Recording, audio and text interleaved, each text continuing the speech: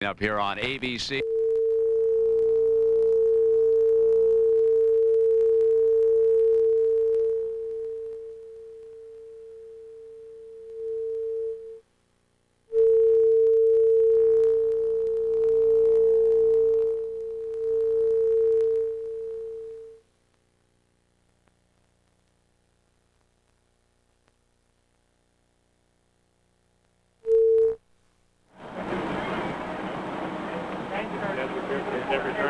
Yeah, didn't take very long to get that.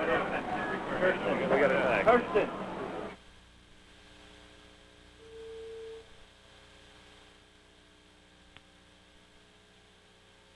Is that right? It's going on the air without... Shortly.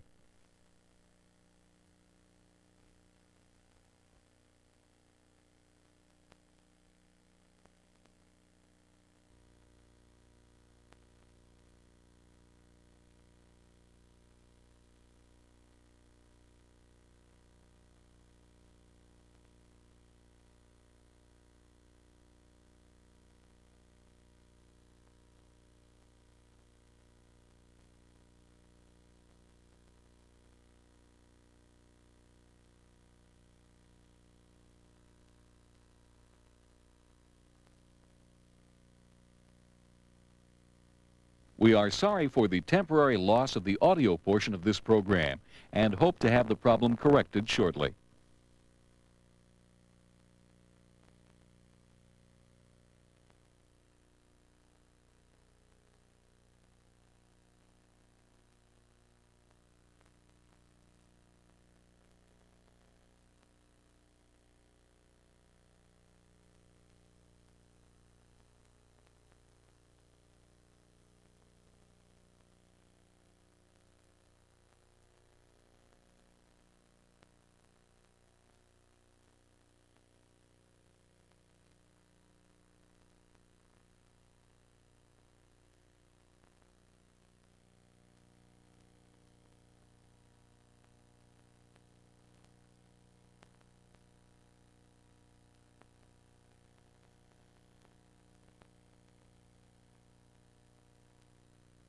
We are sorry for the temporary loss of the audio portion of this program and hope to have the problem corrected shortly.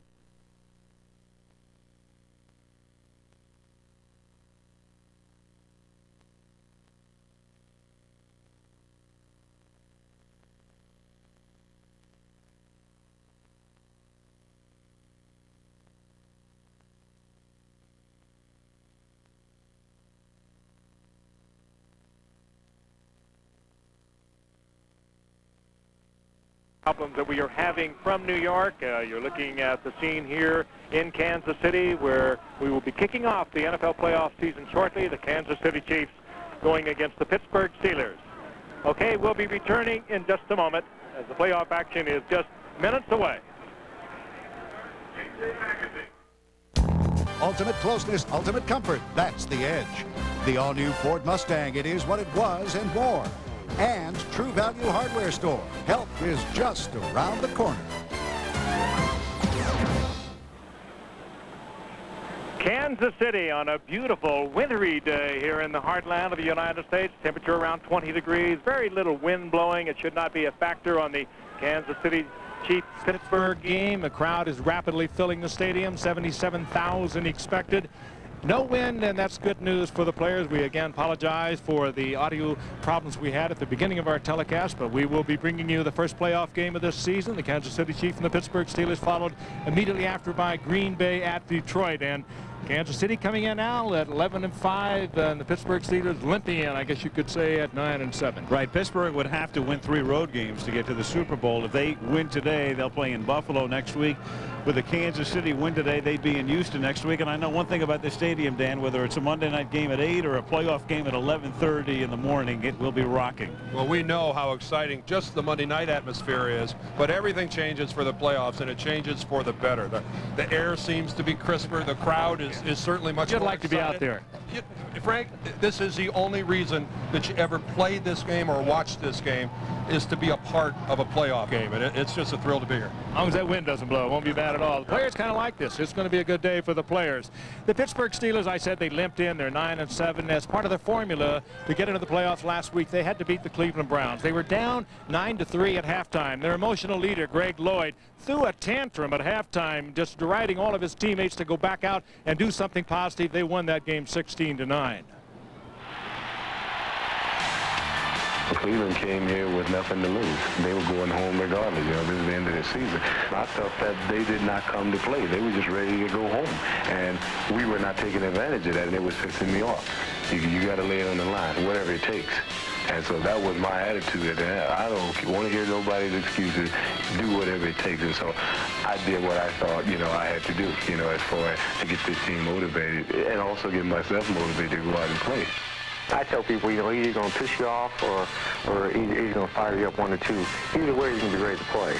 And, that's what he did at halftime. We don't know if it was his speech, but, guys picked it up a lot. And we made the plays in the second half. The part of winning football games is recognizing how long it takes to win.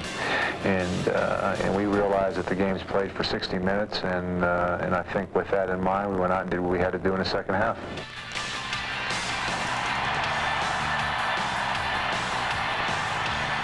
At 9-7 and entering the playoffs through the back door, many are calling the Steelers the least deserving team in the postseason. It was a bottom line business of winning and losing, and we won the game. We was wishing that some other teams would lose for us, and they did that, and we're in the playoffs, and that's all that matters now. The rules that were made at the very beginning of the year are ones that we all have played under, and we did what we had to do, and we're one of the 6 teams that are in, and I don't think we should be ashamed of that. That's why they have wild cards. You get in the best way you can. And you're 13-3 and you get beat by 9-17. What now? Does that mean that the 13-3 team didn't deserve to be there? I mean, it's not like that. Football is not like that. It's a funny game. That's why that ball is shaped so funny. One of the nice little subplots to this game is the fact that Marty Schottenheimer was a head coach, of course, at Cleveland before coming here. And Bill Cowher, the head coach of the Pittsburgh Steelers, was an assistant under Marty for 7 years. Now in his second year at Pittsburgh, has guided them to the playoffs in each of those seasons. He's only 36. He's the second youngest coach to Dave Shula in the National Football League. And he's a guy who is extremely demonstrative and a lot of fun to watch on the sidelines. Cut your hair. You're lighter, faster, meaner. Yeah, John, man. Yeah. It's like talking to one of the guys when he's out there. You can talk about whatever. I'll tell you what, man, just like any heavyweight fight, someone's got to throw the first punch.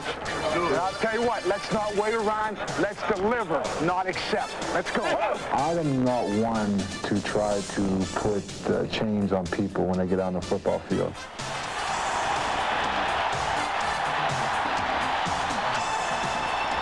He's been nothing but positive, to this football team. Just got to keep going, Jay.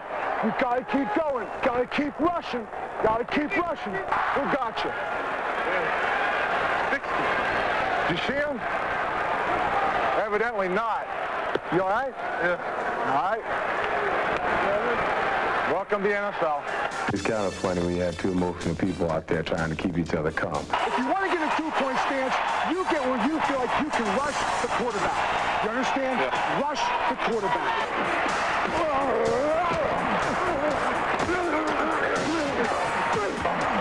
I think everyone has to be expressive. I think everyone has to play to their own level because that's what the game of football is meant to be. Lead a commercial. Well, Bill Cowher, a very impressive young man. It's impossible not to respect what he's done in Pittsburgh. It's impossible not to like him. And we asked him yesterday the difference between this year's Steelers team and his first one last year, which was 11-5 and the #1 seed in the tournament.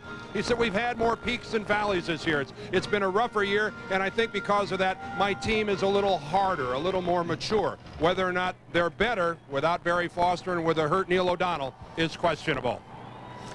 Okay, coming up shortly, we'll kick the playoff season off with Kansas City and Pittsburgh, followed immediately by Green Bay at Detroit. And we'll be joining Brent Musburger and Dick Vermeil there after this message.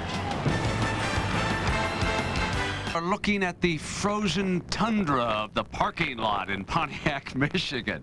Welcome back, everybody. Glad we have our audio problems cleared up. Dick Vermeil, we are somewhat thankful for the roof here this afternoon in this game. Great assignment. You know, Brett Favre, his problems with throwing the interception, Dick. He comes in here, he threw 4 last week, and the Packers were beaten by the Lions. What about young Brett? Well, like all quarterbacks, they throw interceptions, but where he gets himself in trouble is he tries to make a good play out of a bad play. Some defensive lineman's got him by the foot. He scrambles around, tries to get out of that, throw the ball downfield. He can't see the coverage. A linebacker's got him by the throat. He still tries to make the big play. He's a intense kid, very intense, an extremely intense competitor, and I think that gets him in trouble. He hasn't learned to control it yet. Well, here's what his coach, Mike Holmgren, had to say to us yesterday about the 24 interceptions that Favre has thrown this season. You know, he's really quite a young guy, and he has done a lot of great things since I've been there in 2 years. He has thrown too many interceptions this year, and I'll take responsibility for part of that. You know, I probably expect too much from him. I throw a lot of stuff at him. He bounces back well, though, Brent. You know, he's a confident young guy. He prepares himself very well. He has a toughness about him that you'd like, and I don't worry about Brett Favre. So we'll see how Favre performs. Now, a question you want answered. What about Barry Sanders of the Lions? Will he play? As you know, he's been sidelined with an injured left knee. Yes, he has worked out a couple of times this week, but not yesterday. And if there's any tightening in that knee, the Lions will not use him, but we expect him to be in the starting lineup.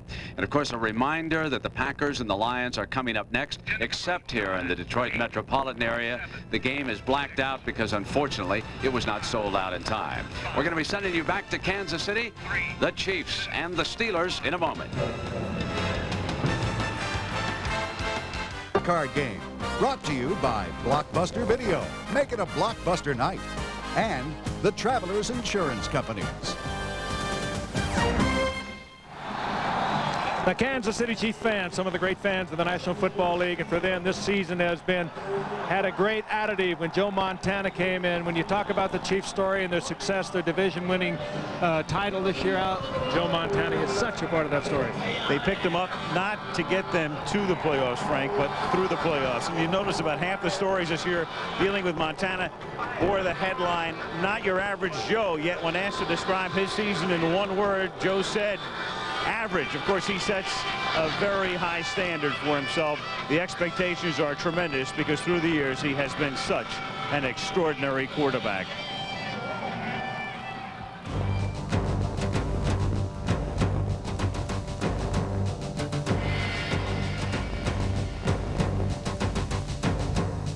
It was very obvious that Joe was different. I went home and told my wife, Joe Montana is going to start in the spring game for one of the teams.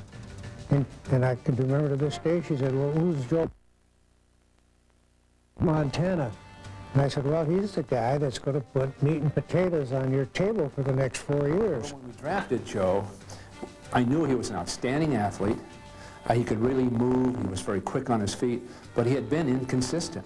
He has a very natural instinct for playing the position. There are a lot of things that I think come to Joe very, very naturally. I don't think that they're learned skills. I think they were things that he had as a part of his overall character as he started. Number one responsibility for a quarterback is to get the ball in the end zone, and Joe Montana just makes good decisions. He, within 1.5 to 3 seconds, a quarterback has to make decisions, and Joe has that instinct to make good decisions, to make the third downs and get the ball in the end zone. So I think Joe really made me feel that I knew what I was doing, because most things we tried with Joe would happen to work.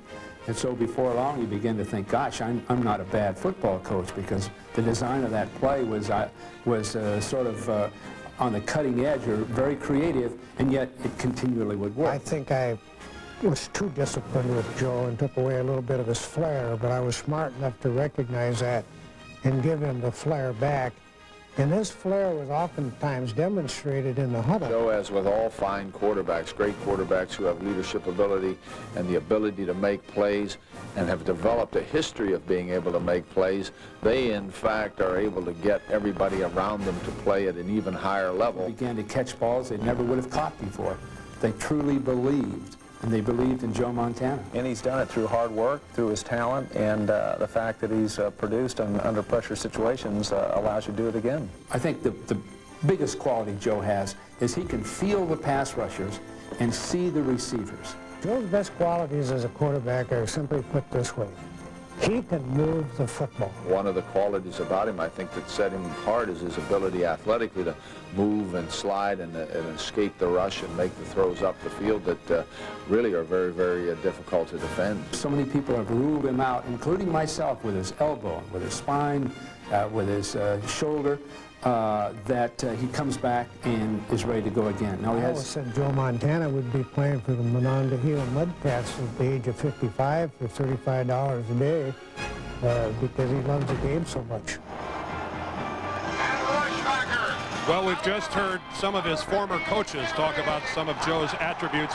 I think one of the true measures of greatness is, do you have the ability to make those around you better than they really are? And I think indisputably rather, that's what you can say about Joe Montana. He not only elevates their play through his performance, but I think he elevates their play just through his presence on the field. And it's true whether you're talking about sports, business, or in life. That type of person, I think, is rare indeed.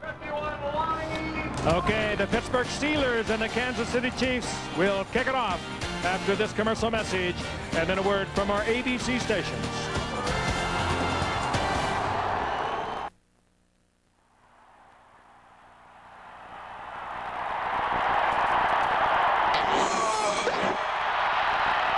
Are you ready for some football? 12 years ago, Joe Montana played in his first NFL postseason playoffs. The catch by Dwight Clark. Montana then won his first of 4 Super Bowls with the San Francisco 49ers 2 weeks later. The Kansas City Chiefs are now Joe Montana's team, and they are the champions of the AFC West.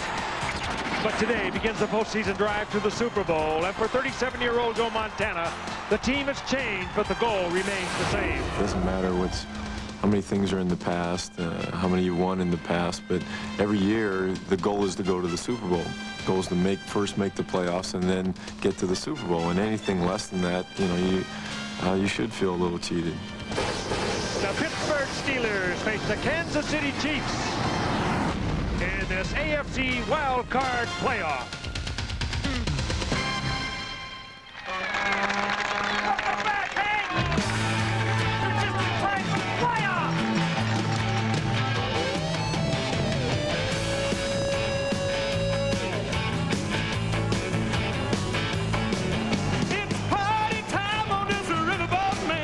I'm cruising for fun with my ABC fans. I sat down for a card game. The crowd was going wild. I hit them with my straight Bolshevik style.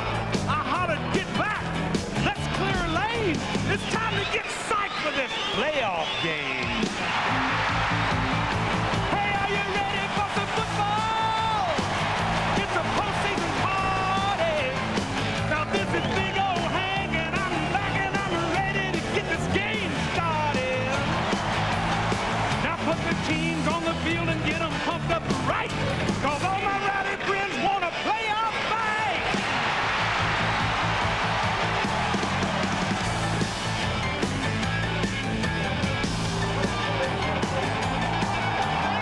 Kansas City, Missouri on a bright sunny day. The Missouri River showing the effects of a deep chill here in the heartland. But this is also a city fired and turned on by their Kansas City Chiefs. 77,000 expected at Arrowhead Stadium. Tailgating fans have jammed the parking lot since early this morning as the playoff season is about to begin. The Pittsburgh Steelers and the Kansas City Chiefs. Hello again, everyone. Frank Gifford with Al Michaels and Dan Deerdorf. We are happy you're with us. It is cold here, about 20 degrees, but as we've already discussed, a good day to play football. No wind blowing. Kansas City coming in at 11-5. They have won their first division title, the AFC West, since 1971. They go against the Pittsburgh Steelers. They are 9-7. They were division titleists a year ago at 11-5, but Al, they have suffered through the second half of the season. They've lost 2 of their last 3.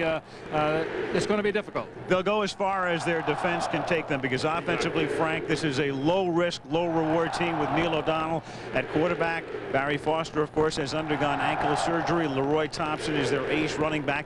But defensively, they finished 3rd in the National Football League. To win today, not only will they have to stop Kansas City, they are going to have to create turnovers. And, of course, to get to the Super Bowl, they'll have to win 3 games on the road, a very daunting task. Against the Kansas City Chiefs, they had a team that rarely made it to the playoffs in the 70s and 80s, but they're regular guests now in the 90s. They really are, Al. This is the 4th consecutive year that Marty Schottenheimer has taken his Chiefs club into the playoffs, and unfortunately for Kansas City, they've had precious little success. How are they going to change that? Well, they went out and got themselves some experience in the form of Joe Montana and Marcus Allen. Today is the 20th playoff start for Joe Montana, and this Kansas City franchise so believes in Montana and Allen that if they start hot today, if they get this game off to a good start, the rest of the team will surely follow. We're fortunate today to have somebody working the sidelines with us. No stranger to a football field, our ABC colleague, Lynn Swan. What's going on down there, Swanee? Dan, thank you very much. We're talking about Montana and getting pressure on them. This Steeler defense has initiated some new blitzes for this ball game. They're going to try and come at him from the inside so he can't step up in the pocket. But Montana, they told me, has always had a problem throwing in cold weather. But guess what? Montana, for the first time in his career, is wearing a glove just like this. He tried it for the first time yesterday. I caught passes from him today. He gets great rotation. For a few seconds today, he tried throwing without the glove on the hand. He put it back on. So watch him today. I think he's going to have a good one just throwing the football, because he's now confident in how he can grip the football. Frank? Well, I wondered where you got those gloves, Swanee.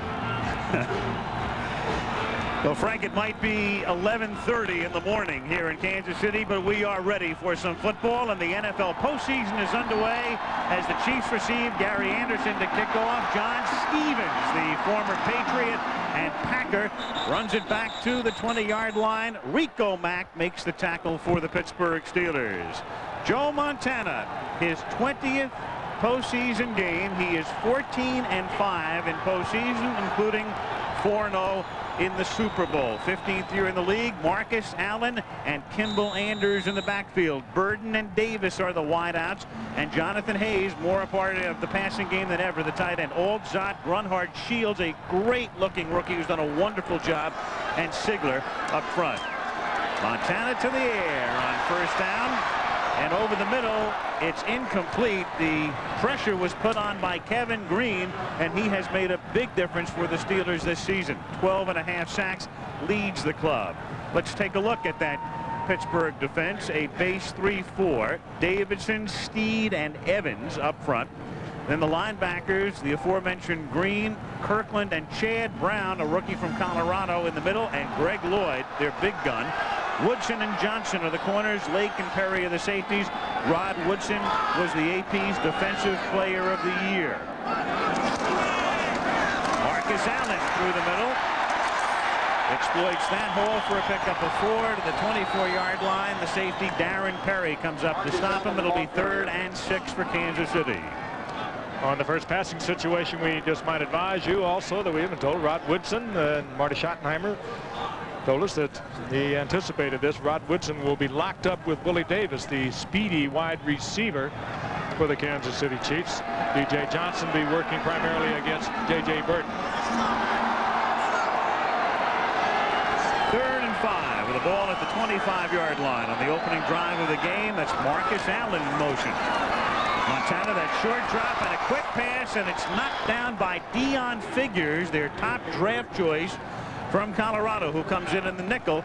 And so the Chiefs are 3 and out, and Barker comes in to kick. Well, the Pittsburgh Steelers anticipating that it's going to be a short passing game to start this thing with the Kansas City Chiefs, and they are smothering everybody in that 5 to 8 yard range. And the next time the Kansas City Chiefs get the football, I think it'd be well advised to stretch the field a little bit. Send somebody deep.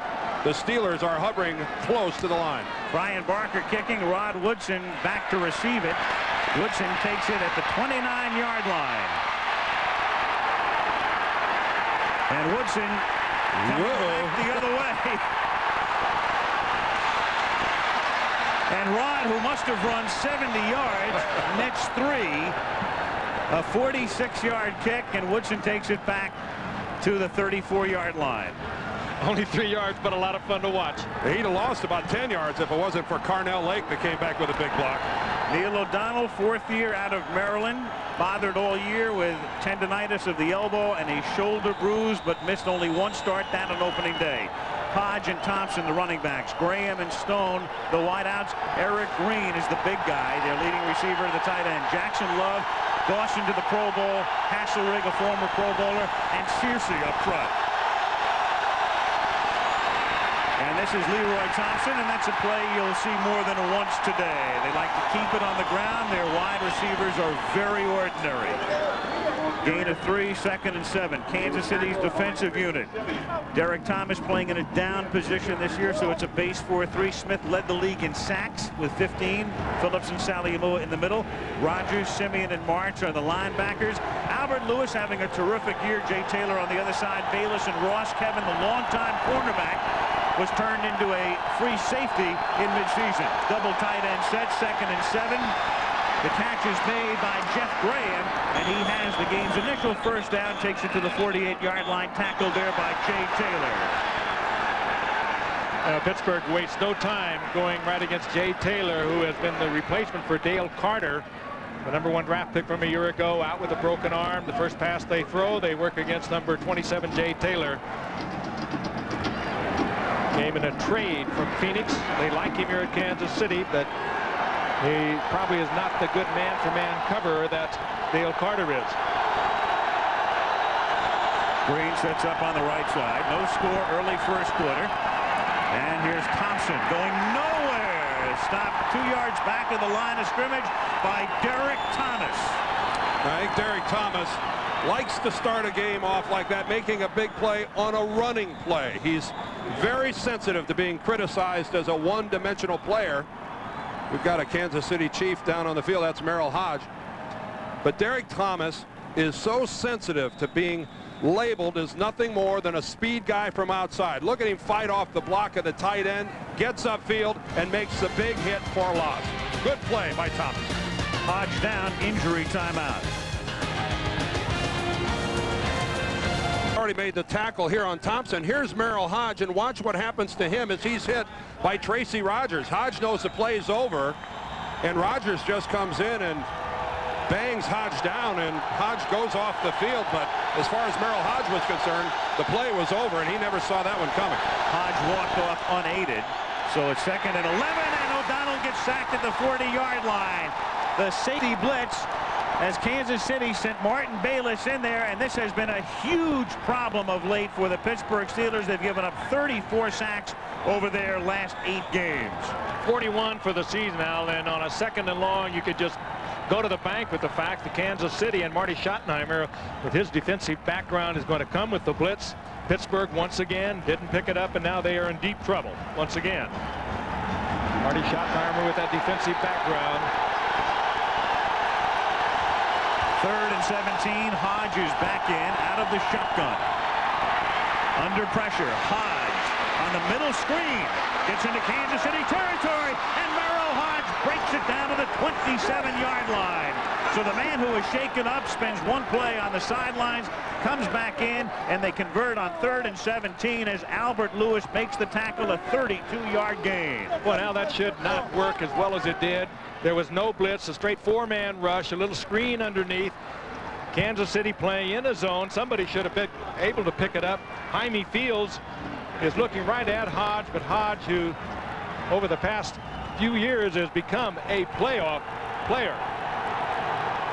Performing well, getting the first down out of deep trouble. Dermonte Dawson with a key block, the center to spring him. First down at the 27-yard line. Here's Thompson behind Hodge. He cuts inside and picks up 2. Martin Bayless making the tackle with 10:35 to go in the opening quarter and no score. This is good play calling on the part of the Pittsburgh offensive people. Ron Earhart, their offensive coordinator. A nice mix of both passing and running. Kansas City and a lot of people expecting Pittsburgh, if they're going to win this game, they're going to have to do it rushing the football. They've had a lot of success throwing the ball so far, and it's been a very nice mix on this drive. On 2nd and 7. O'Donnell with a deep drop and great protection and finds the open man. It's Jeff Graham. He takes it to the 15-yard line. Tackled by Bayless. Another Pittsburgh first down. Oh, and there was absolutely no pressure whatsoever on Neil O'Donnell. And he is an incredibly accurate passer. He does not throw the interceptions. You give him that kind of time. He's not so mobile. He doesn't move around very well. But if you just let him stand back there, he is going to get the completion. Jeff Graham comes underneath the linebacker, breaks out into the open, and O'Donnell with all the time he needed to get the delivery. Dave Adolph, the Kansas City defensive coordinator, watching his team trying to stiffen on Pittsburgh's first drive of the game. And this is Hodge picking up 5, taking it to the 10-yard line. By the way, on that I think their left tackle, Al, John Jackson, looked like he got caught up after this play is over. And he's limping badly. Sorry to interrupt, but this is a key member of their offensive line. Dermontti Dawson, their center, is probably their best player, but Jackson is right behind him. And if he can't continue trying to block a guy like Derek Thomas and Neil Smith from the outside, there he gets his right leg caught from behind underneath. We got to pay attention to this. This could be critical for Pittsburgh. He looks all right, though, Dan. 9th play of the drive. It's 2nd and 5. The fake, and then O'Donnell comes back to the near side to Adrian Cooper. Touchdown. Their big tight end is Eric Green. Cooper is the other guy, and the other guy has just scored the first touchdown of postseason play. Well, he's only 10 pounds lighter than the 280-pound Eric Green. They love to go to both of them. Eric Green, of course, the more celebrated one, but Adrian Cooper, 6'5", 270-pounder, nobody in the coverage. And hurdles the last possible defender, Jay Taylor. I'll tell you, that is a pretty agile big man, Dan.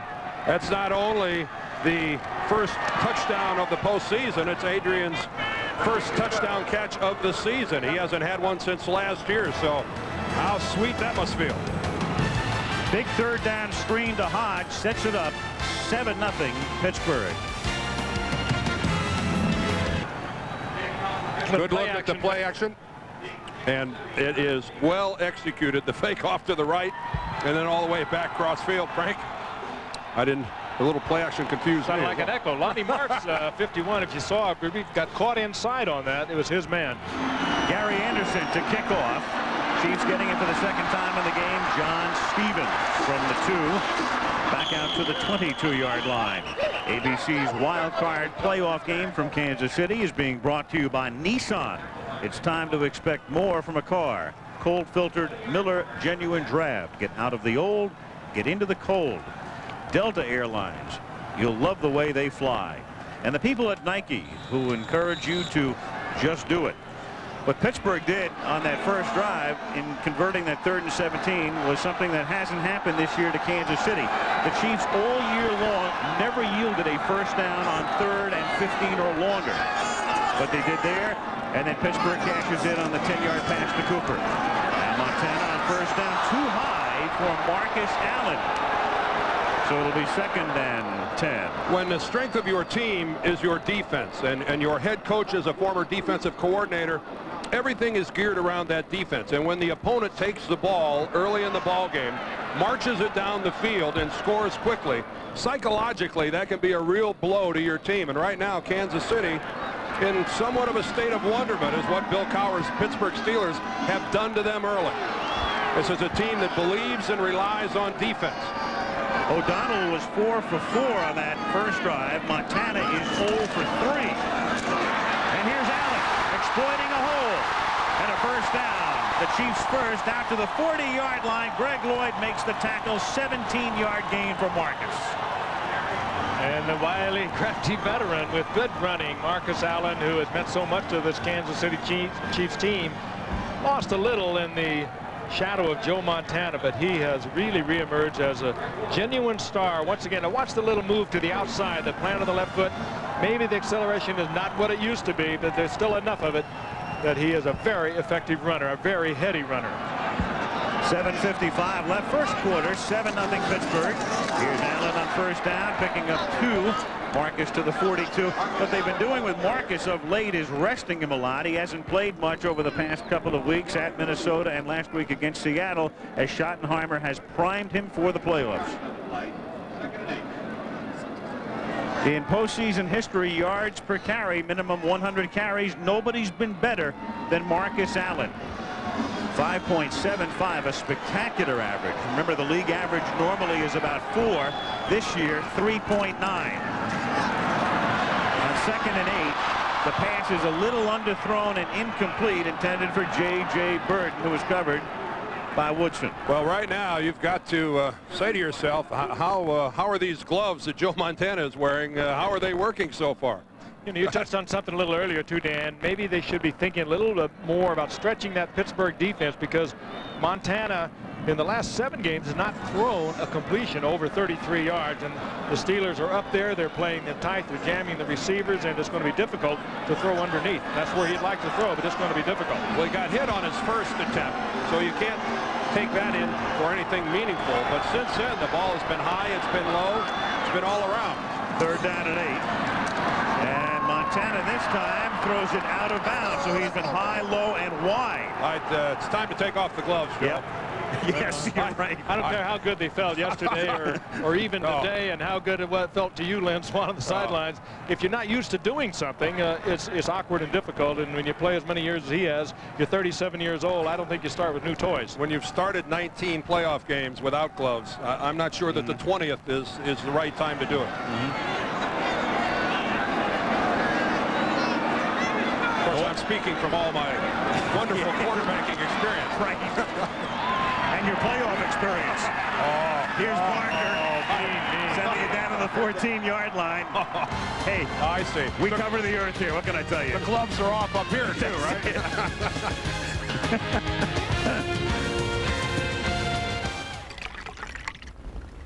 Like the Lexus LS 400. No place like Dome. Arch rivals collide in Game 2 of our doubleheader next on ABC. Monday lineup, day 1, begins the evening, and then Peter Falk stars in a brand new Columbo movie. William Shatner guests in Butterfly in Shades of Gray. That's Monday, right here on ABC. About 20 degrees in Kansas City, but bright sunshine, cloudless sky. 7-0 Steelers. They have it at the 14-yard line. And this is Thompson taking it out to the 24-yard line. Barry Foster, their key guy last year, but we saw him on a Monday night in mid-year injure his ankle, subsequent surgery. And thus it is Thompson now, their feature back. Pittsburgh at Kansas City, the longest current streaks, most wins on the road versus an opponent. Buffalo's won 7 at New York. The Saints have won 7 in Anaheim, so have the 49ers. And Pittsburgh has won 6 games in Kansas City. The last time Pittsburgh beat the Chiefs in Kansas City, it was at Old Municipal Stadium.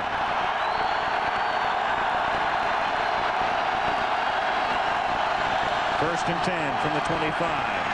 O'Donnell, who was very sharp on that first drive, throws this one too high, intended for Jeff Graham, and the coverage was very good. Jay Taylor right there with him.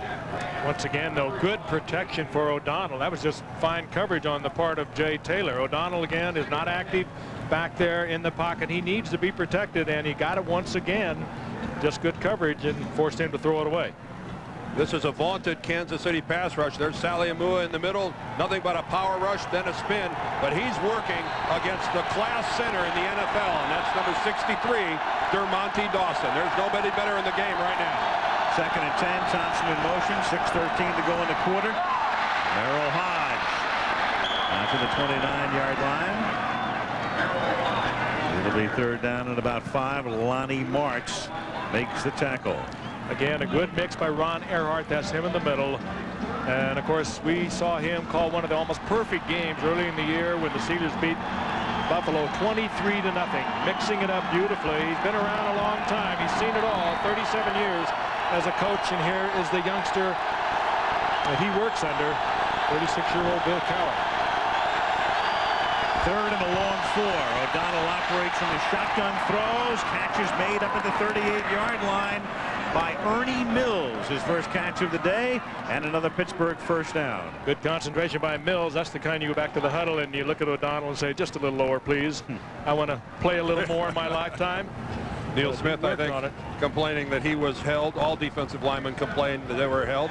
Another example of good pass protection, and that was a just superb catch with the ball way behind it. Look at that. That is sensational work by Mills. From the 37-yard line, here's Thompson swinging by Thomas and then running smack into Kevin Ross coming up from the secondary. Ball loose, but the play is dead. If you were to draw up a tackle and illustrate it, that's exactly what it would look like. The one that Kevin Ross just put on right there. It's going to be coming at us here on the near side. It is a perfect shoulder tackle, and Thompson will stop immediately. That is where forward progress halts at the moment of impact. Good work by Ross. Ross missed last week with a hip injury. He's obviously 100%. On 2nd and 8. O'Donnell throws it away. Good coverage that time because the Chiefs had sent a couple of linebackers. Tracy Rogers was chasing him. The coverage was there, though, and O'Donnell throws it away. 3rd down and 8.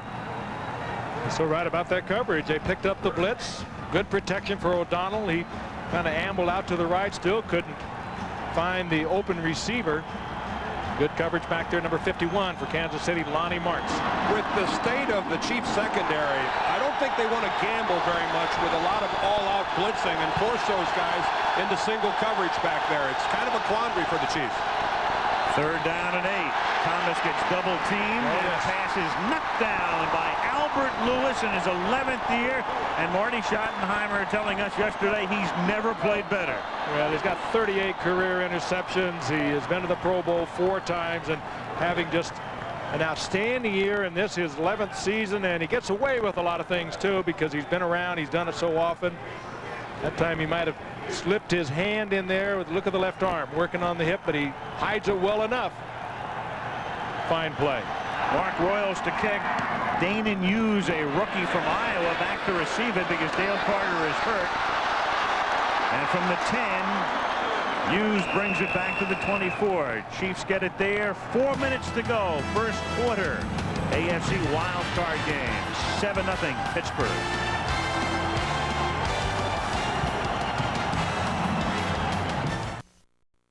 The heat leaves your body through the head. That's certainly the case with Leon Searcy sitting on the Pittsburgh sideline. And there are the gloves worn at the beginning of this game by Joe Montana, who's decided to go it barehanded. He has not completed a pass. He was 0 for 5 with the gloves. And without them, well, he's 0 for 1. Well, he should have been 1 for 1. It was a little high, but certainly catchable by McNair. Take it back, that's J.J. Burden. Ordinarily sure-handed J.J. Burden. A little more than you would expect Montana to have on that ball, though he has a great underneath touch, and that time he had just a little bit on it. One thing about those gloves, Dan Marino doesn't have to worry about Montana taking his commercial away from him. So we're already past the holiday season anyway. Right. 0 for 6, numbers you don't normally associate with Joe Montana. 2nd and 10 from the 25. Steelers leading 7-0 late in the first quarter. And that's dropped. Willie Davis was there, and Montana now 0 for 7. Rod Woodson with the coverage. Could have been caught by Willie Davis, but fine coverage on Woodson, who is shadowing Willie Davis around the field. Montana with fine protection. Again, keeping the passes high percentage, throwing underneath, and drawing the type of coverage you'd expect. If the Steelers have been watching Montana, they are aware that principally he has been an underneath and a finesse passer, high percentage stuff. 3rd down and 10. We saw Kevin Green eyeing the snap, and we've got a whistle. Our first of the day. Keith Cash was moving, the tight end. The referee today is Gary Lane. False start, offense, number 89, prior to the snap, 5-yard penalty, still third down. Keith Cash, a former Pittsburgh Steeler, in the double tight end situation. We talked about it earlier that the last 7 games he hasn't had one over 33 yards. That might have a lot to do with his outside receivers too, who are really not capable of breaking big stuff. On 3rd and 15. Montana guns one for a first down. His first completion to Willie Davis. And Joe took a hit. It was Donald Evans who came roaring in to knock him down. That one he was right on target. Took a big shot from Donald Evans, but Willie Davis against a Steeler zone this time. Montana read the zone beautifully, laid it in right where he had to, and paid the price. When Evans started right up the middle, Montana took that hit flush right after he threw the football, and his ribs were exposed. Joe's right arm had crossed over, and he took the helmet right in the right ribs by Donald Evans. And not only that, then driven into the ground by Evans. And he will have to come out for at least one play. There's an injury timeout right now as Dave Craig loosens up. Well, but a good look at the read that Montana had. He had to hold on to the ball till Davis cleared the underneath man. As you can see, they're in the zone, and a good catch on the part of Willie Davis. It's a good thing he was that open, guys, because any sort of a hit while he's trying to gain control of that football would have jarred it loose. And Montana looks bad as he comes to the sidelines. He does not appear to be full of vim and vigor. Well, and here comes Craig. As you know, he has missed a lot of time this year. In fact, he took only 56% of the snaps this season, and Craig took the other 44%. And Montana doesn't exactly have fond memories of the last time he was in a playoff game. Against the New York Giants, it was the shot by Leonard Marshall that broke Joe's hand and all sorts of other problems. And then, in effect, he didn't play for 2 more seasons because of the elbow and back problems. And we've got flags. Oh, we have 4 flags because of a little skirmish between Hayes and D.J. Johnson. 4 flags came in. Well, Hayes was involved earlier. Jonathan Hayes, a lightning rod early on here in this ball game. A guy who's really blossomed as a receiver for Kansas City. Marty Schottenheimer told us yesterday he's really become a much better receiver than he ever thought possible. Well, that's because it never went to him. And when Paul Hackett brought the West Coast offense in, the tight end is such a key part of that offense. And Jonathan Hayes, his largest number of receptions in a given year were 9. He's 24 this year. But I think his point there, Frank, was that as they are laying out this offense and wondering how big a role is the tight end going to play. Personal foul, unnecessary roughness, number 44. He has been ejected. Whoa! Oh, that hurts. First down. That hurts your team. Get ejected. He is one of the fine cornerbacks. I think this is a request for an explanation. Yeah. Well, that's what happened when 4 flags are thrown. I suspected that it might be a little bit more than your normal unsportsmanlike conduct or personal foul penalty. An irate cower and a jubilant crowd at Arrowhead, and I'm sure a very upset D.J. Johnson that he's out of here. Well, D.J. Johnson is a guy who, in effect, helped Pittsburgh get here today, because last week, as Cleveland was driving at the end of the game, he broke up 2 passes in the end zone where Cleveland was attempting to tie it and send it into overtime, and now Johnson's been thrown out. And he's one of the better cornerbacks in this game. You don't hear that much about him because of Rod Woodson. He gets all the action over on the other side, and he is a fine performer. They will miss him. Well, whatever he did, which was way downfield, let's keep in mind that it was seen by lots of people, all of whom simultaneously threw their flags. So this was not an isolated case of just one official seeing something and having to stand alone with it. Everybody saw it. It's a first down at the 43-yard line. Dion Figures, the rookie, the #1 draft choice. Baptism by fire now. Huge hole through the middle, and breaking it down to the 27-yard line is Kimball Anders. Kenny Wolf, our producer, is telling us that we're being told that away from the ball, D.J. Johnson kicked one of the Kansas City players. We're assuming it was Jonathan Hayes that kicked him in the head. And That, you don't even get to stay on the bench. DJ Johnson heads for the locker room. So far away from the play, we didn't even have the coverage on it. I mean, there's absolutely no call for it. That really hurts your football team. DJ Johnson's going to be a free agent after this season. A man desperately hoping his Steelers club wins so he can play again next week. At the 27, 2:25 to go in the quarter. Marcus Allen gets wrapped up after a pickup of about 4. Levon Kirkland making the tackle. 7-0. The Steelers on top. If Pittsburgh wins, they would go to Buffalo next Sunday, or make it, that's the Saturday game. Look at Johnson. He's going up the tunnel. As you walk up the tunnel here at Arrowhead Stadium, the fans are right there, and can't speculate as to what happened while he's walking up that tunnel. It doesn't pay to get in any sort of a verbal battle with the fans in the stands. Especially not when you're a target. They can throw something on you from there. 2nd and 6, and Dave Craig, the play fake, and a great catch made in the end zone. J.J. Burton for the touchdown. Oh, and what a number J.J. Burton put on Rod Woodson. A drive to the inside, a pump fake by Dave Craig, a plant of the left foot, a break to the outside. It's absolutely a classical zig-out move by Burton. Woodson has been known to go for this kind of action on a receiver before. He's very aggressive, number 26. He's very quick. Look at the move to the inside. The left foot planted.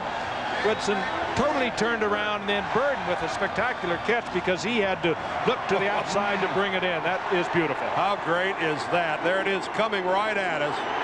Boy, and you are so right, Frank. It does not get any better than that, with the receiver making the break to the post and then back to the corner.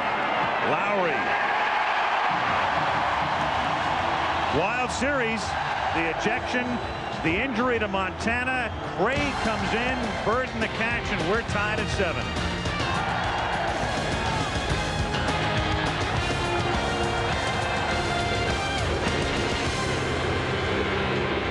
Look here at what DJ Johnson reacted to.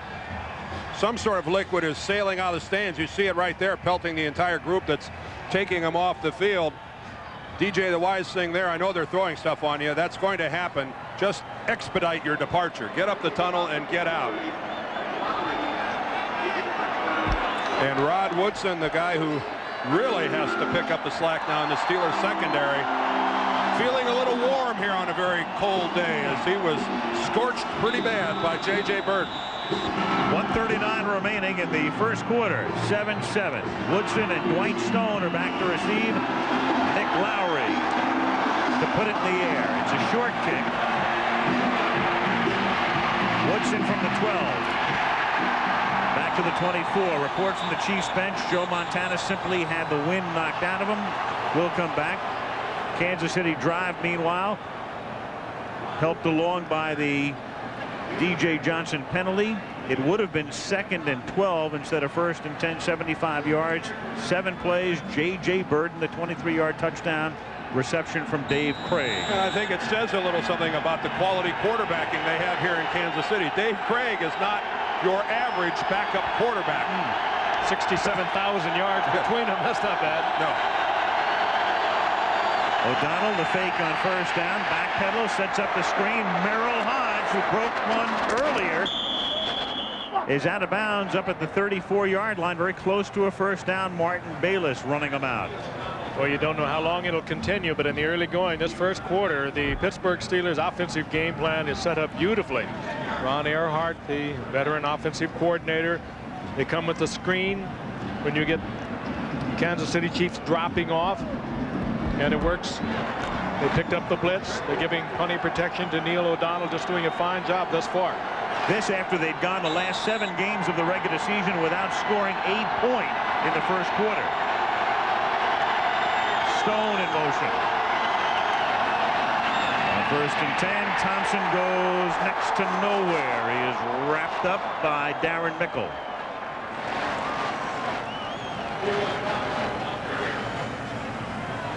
And that was a 2nd and short, and that should be enough as Gary Lane takes a look to move the 6. It is a 1st down.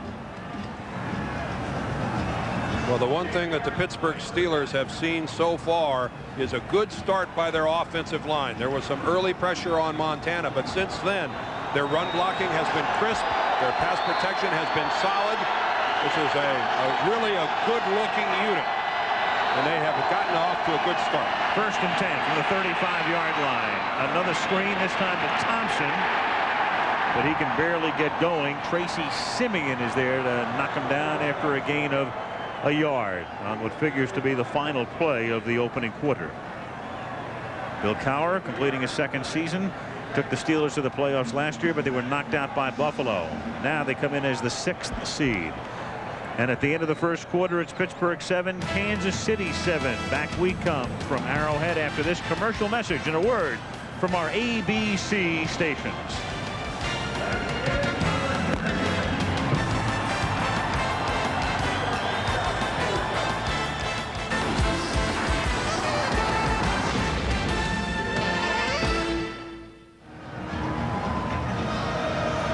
Well, I talked to DJ outside the Steeler locker room. He said the reason why he kicked Tim Barnett was because he felt that Tim Barnett cut him. He went low about the knees after the play was over.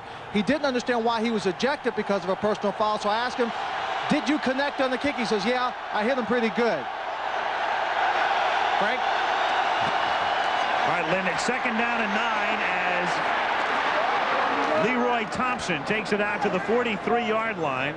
Pelham McDaniels is there to make the tackle as the second quarter begins. When it comes to hitting people down on the field, guys, you can get away with some fisticuffs, but a kick is going to get you the boot every time. You cannot kick anybody in this league. The officials will throw you out 100% of the time. Well, I'm glad they do. It has no place in this game. Well, they acted quickly, and interestingly enough, this is the first playoff game. It might have also been a way to send a message throughout the playoffs, just how much tolerance is going to be allowed. 3rd and 3 at the 42-yard line. The inside handoff out of the shotgun to Merrill Hodge, and he has enough for a 1st down. He takes it to the 46. Martin Bayless comes up to pop him. Boy, and you're with us earlier. You saw John Jackson, who had caught his leg under the Kansas City Chief, and he almost left the game. He stayed in, but he is now having a very difficult time, Dan. He had a hard time getting up off the carpet then. Well, we've seen players rolled up a lot of times, and that looked serious when he went under. I think he's very fortunate to still be in here.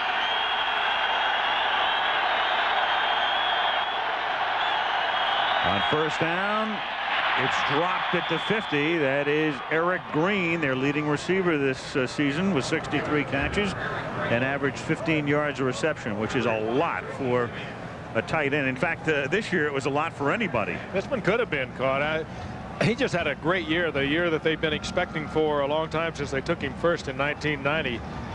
Prior to this year, he had 41 receptions 2 years ago, and this year just having a superb season. Big play man, too. As big as he can still break it off. 2nd and 10 at the 46-yard line. And the catch is made by Jeff Graham out of bounds, very close to that 1st down marker. ABC's Wild Card Playoff game is being brought to you by the new Dodge, a division of the Chrysler Corporation, and the wine cellars of Ernest and Julio Gallo, who invite you to take a new look at Chardonnay. We caught a glimpse of Neil Smith before. He's had a cold and has congestion. He's on the bench. And Derek Thomas has just come off after the last play. He was favoring his shoulder. There's a look at Smith. Well, that's 23 sacks between them, Al. So the 2 key guys for the moment are out as Thompson is tackled by Bayless at the line of scrimmage, the 44-yard line. Smith now back in the game. Now the other report we're getting, bruised ribs for Montana, in addition to having the wind knocked out of him. And they are saying his return is probable. A lot of stuff going on. Joe has really put together a nice string since the middle of November, where he's been healthy after a rocky first half of the season where he was in and out of the lineup with a variety of problems, the biggest a bad hamstring, and now it's ribs that have forced him out. 2nd and 10 at the 44-yard line. O'Donnell rolling the by time, a lot of time, but the coverage was there in the Chiefs secondary, and Neil Smith forces him out of bounds. Well, I think O'Donnell had somebody change that play up on him. They had no one going deep whatsoever. They had about 3 wide receivers within 10 yards of the line of scrimmage, and O'Donnell is not going to, not the kind of guy that's going to turn something like that into any kind of advantage for Pittsburgh. And I think Neil Smith wanted to do more than just force Neil O'Donnell out of bounds. Watch this, O'Donnell looking down, nobody's there. Stone hooks up. Jeff Graham hooks up. The Chiefs defense just smothers it, and they lose yardage. 3rd and 14, so both Smith and Thomas are back in now. O'Donnell, good protection, finds the open man. That's a first down to the 28-yard line. The catch made by Ernie Mills, his second of the afternoon. Wow, but what a pass on the part of O'Donnell. He had that much celebrated tendonitis early in the year, and they joked about it and kidded about it, and whether he could throw this week or whether he couldn't throw another week. But this one, he really got in there. The coverage again by Taylor as they come back to the man who's replaced Dale Carter. But that was a well-thrown football by Neil O'Donnell, and he was well protected again. A perfect pocket up front. Watch how O'Donnell is able to step into his throw. It's all starting there for Pittsburgh. Here's Thompson to the 24-yard line. That's a gain of 4. 2nd and 6, 11:20 to go first half, 7-7. Arrowhead Stadium, Kansas City. It opened in 1972. So the Chiefs have played here for 22 seasons. This is only the 2nd postseason game in the history of Arrowhead Stadium. I played in the very first game ever played here back in 1972, a preseason game between the then St. Louis Cardinals and the Kansas City Chiefs. It was a big tussle annually for the Governor's Cup. Al, you should have been there. It was special. Yeah. 2nd and 6 as O'Donnell throws. Stone cannot stay in bounds, and a flag is down on the other side of the field.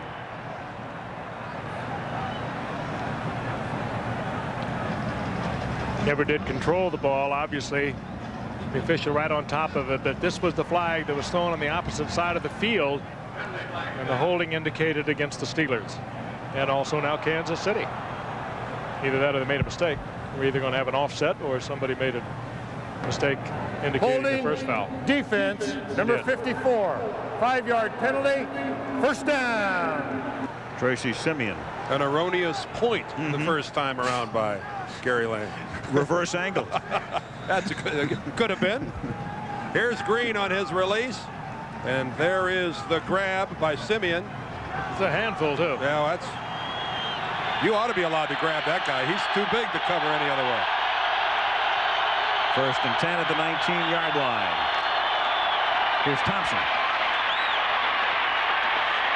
And he gets by Taylor and picks up about 6 yards before Kevin Ross forces him out of bounds. Well, if Jay Taylor thinks he's going to hand fight Leroy Thompson down to the ground, that is not going to work, Mr. Taylor.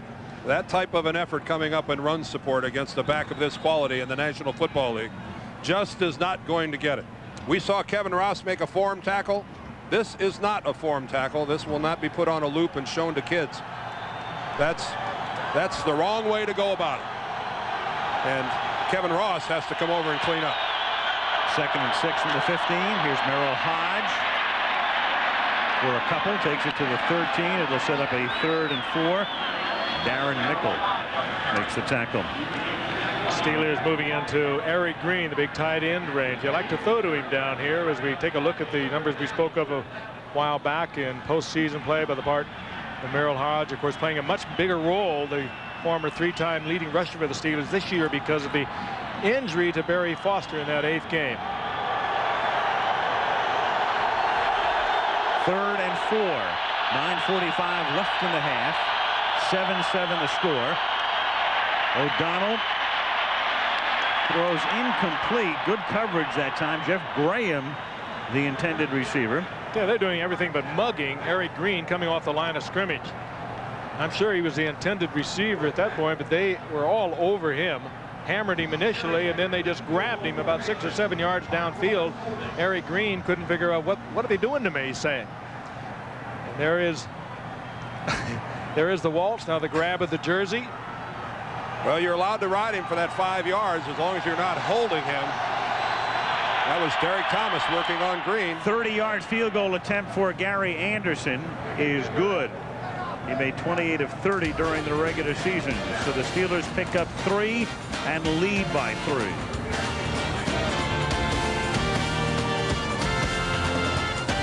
We've got a great shot here. Watch him. That's Leon Searcy with his back to us, number 72. He comes off on Smith. Watch his ankle right there. You see it roll? And Neil Smith came off limping pretty good. And a good look there of his foot being grabbed by that artificial surface and rolling to the outside.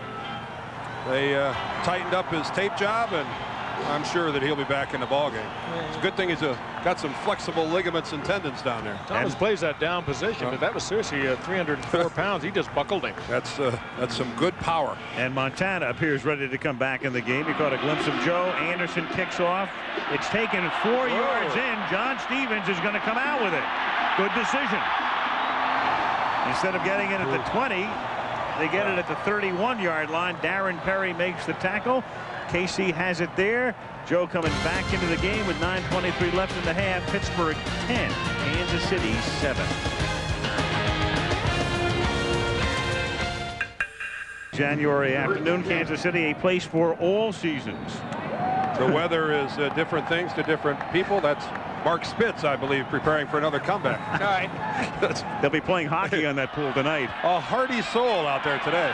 1st and 10 from the 30-yard line, and Marcus Allen gets knocked down at the line of scrimmage by Levon Kirkland.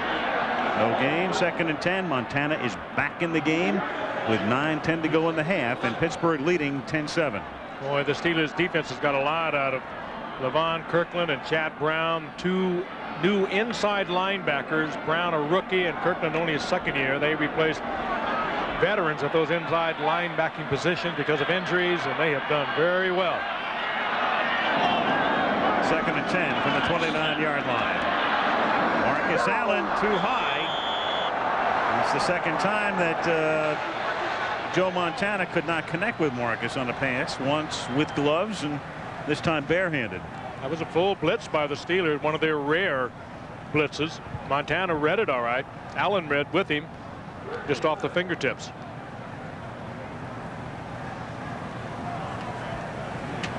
Ball, for whatever reason, just floats on Joe, and it has been a very erratic start for the Great One. He is 1 for 9 for 25 yards. 3rd and 11 at the 29-yard line. With a Davis in motion. Joe steps up. Joe finds the open man at the 42. Flag goes down. Barnett makes the catch. Momentarily has the 1st down, and let's see about the call. As we said yesterday when we asked Marty Schottenheimer to talk about Montana, one of the things he likes so much about him is the way he moves in the pocket. As you see the indication of holding going against the Steelers, but that was a good example of it. Kevin Green holding, pressuring. Defense, number 37. Penalties decline. 1st down. It's Carnell Lake holding, but it was Montana feels that pressure so well. There's Carnell Lake, number 37, up on the line of scrimmage. No question about that call. As he grabs on to Keith Cash and draws the flag. That will rarely go undetected. 15-yard gain. 1st down at the 44-yard line. Chiefs trail by 3. Montana, and again over the middle. This time it's Keith Cash, a tight end, and he picks up a Kansas City 1st down, taking it to the Pittsburgh 45-yard line. Quick 2 completions. You forget about all the incompletions. That time, such a touch on it. Nobody around Cash, and Montana almost caught the ball for him. He put it in there so delicately. Cash with just a little turn in between linebackers, and Montana with the perfect touch and the perfect read. Well, it's really a good part of the field for Kansas City to be working. Frank, you touched a moment ago about Brown and Kirkland both being really just 1st-year players in the middle of the field. It's a smart place for Kansas City to be. And Cash shaken up comes off as the handoff is taken by Kimball Anders, getting to the 36. That's a gain of 9. He's tackled by Dion Figures, who normally would play in only the nickel and dime packages, but with the ejection of DJ Johnson, he's in there all the way now. So there you have a rookie in Figures. the nose tackle, Joel Steed, in his first starting year, 93. Brown is a rookie at inside linebacker. Kirkland's a second-year player, but just his first year of starting. There's a good look at Steed. This is a very young, a very active, but inexperienced group in the middle for Pittsburgh. 2nd and 1, so Montana off the play fake gets sacked. It is Gerald Williams who comes in to knock him down back at what would be the original line of scrimmage, the 44-yard line. There's a guy that Pittsburgh needed to have back, and they got him back at the right time. He's been a good player for this franchise for the last 8 years. This is solid coverage downfield. Joe goes right, sees nothing, tries to come back left, and finally Williams got there. Dom Capers, the defensive coordinator of the Pittsburgh Steelers, and it must be a heated booth where he is. He's up there in a golf shirt. 3rd and 8, just inside the 44. Davis in motion. No play. Delay, offense, 5-yard penalty, 3rd down. So it'll be 3rd down and 13 now. Kansas City very much still trying to get in sync offensively, not only today, but for a good part of the second half of the season. I mentioned that during the pregame show, Montana, very honest in assessing his performance this year. In one word, said average. And against Pittsburgh, he has been less than average. Only a 69.8 career rating against the Steelers. 3rd and 13. He was looking for the screen. That wasn't there. Now looking to scramble. Oh, boy. Ooh, and he gets taken down at the 41-yard line by Brian Hinkle. There were 77,000 collective breaths that were held here at Arrowhead Stadium. 77,001, I think. Yeah. Right there. Just looks a little frail out there, doesn't he? But he always did. Well, you worry about a couple things. You worry about the hit, but when a guy's got a chronically bad hamstring, when he's running like this on a cold day, that's a perfect opportunity to pop that thing. Not to mention brittle bones. Well, Kansas City to punt. Barker to send it down toward Woodson. Woodson's going to let it go. The kick is into the end zone. That's not the punt he was looking for.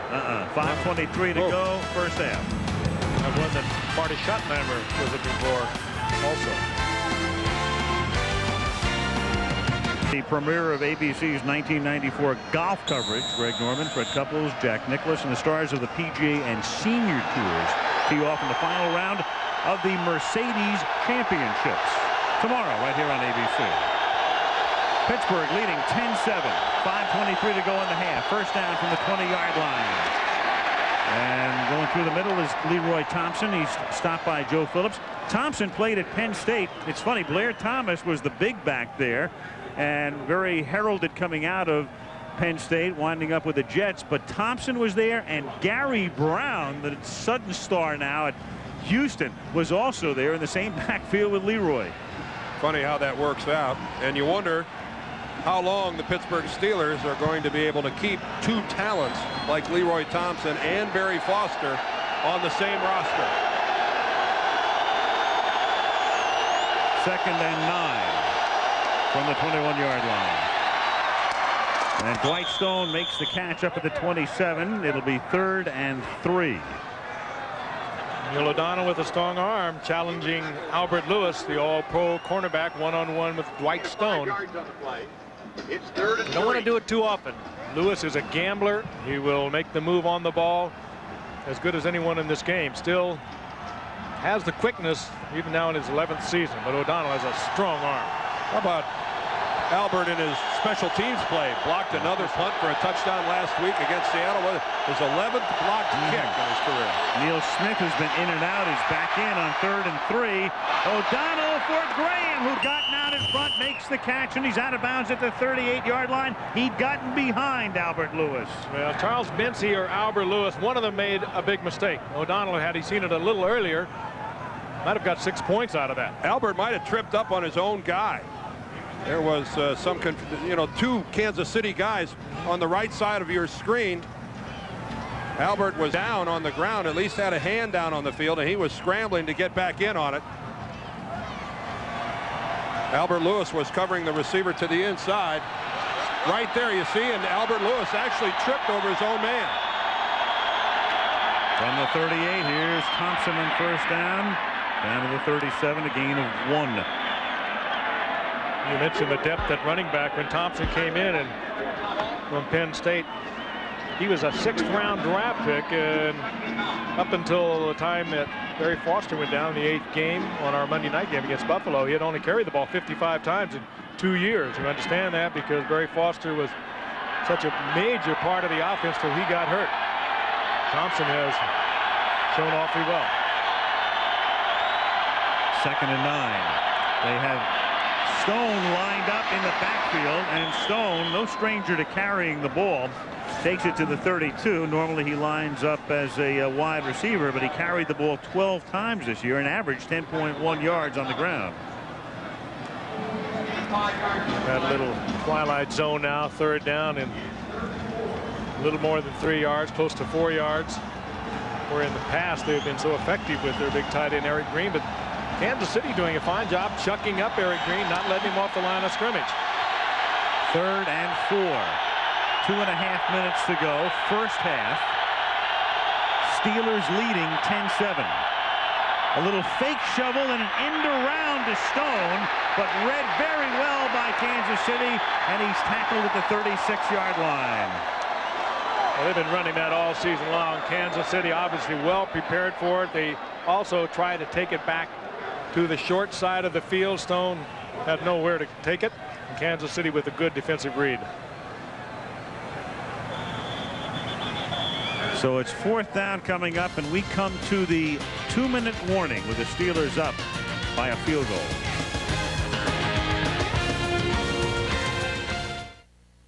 Down now. That last play, a 3-yard loss by Dwight Stone, may have been just enough to take the Steelers out of field goal range. It would have been a 49 or 50-yard kick for Gary Anderson. He remains on the bench now because now you're looking at a 53 or 54-yard kick. Boy, this is a gutsy call here, Al. 4th down and 7. At least they're going to line up as if to go for it. With 2 minutes to go, Pittsburgh up by 3. And O'Donnell throws, and it is dropped at the 31-yard line by Ernie Mills. Boy, strange series. They run Stone out of the backfield, a wide receiver. They run him on a reverse on 3rd down. They take themselves out of field goal range. Now they get the incompletion. Plenty of time left for Kansas City.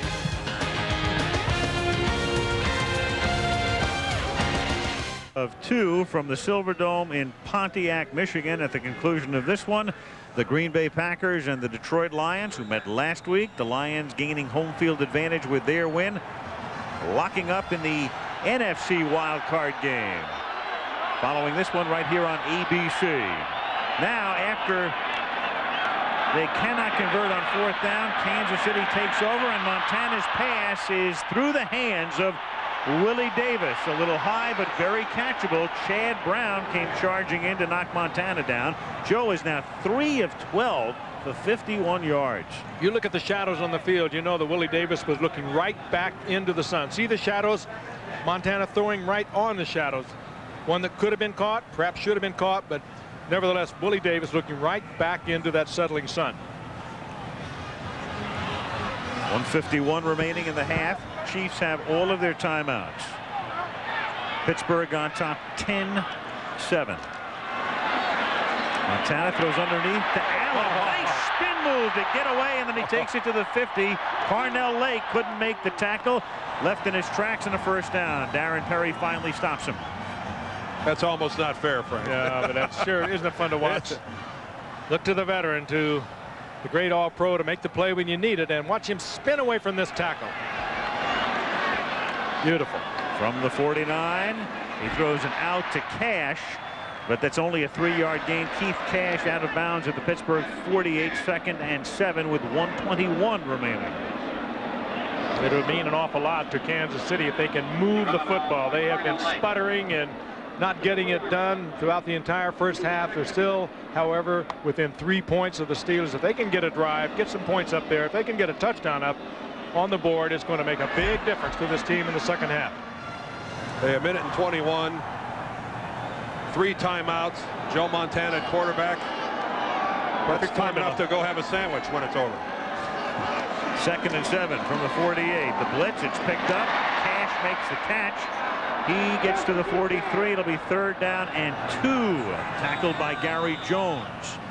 Montana looked to the sidelines. Kansas City will use its first timeout. He didn't really want to. He looked over and Marty said, yeah, let's take it. So they'll play coming up.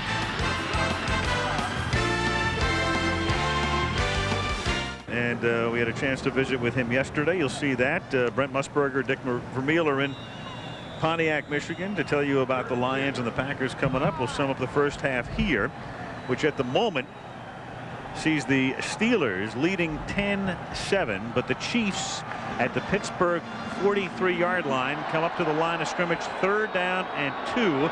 Kansas City with 2 timeouts remaining.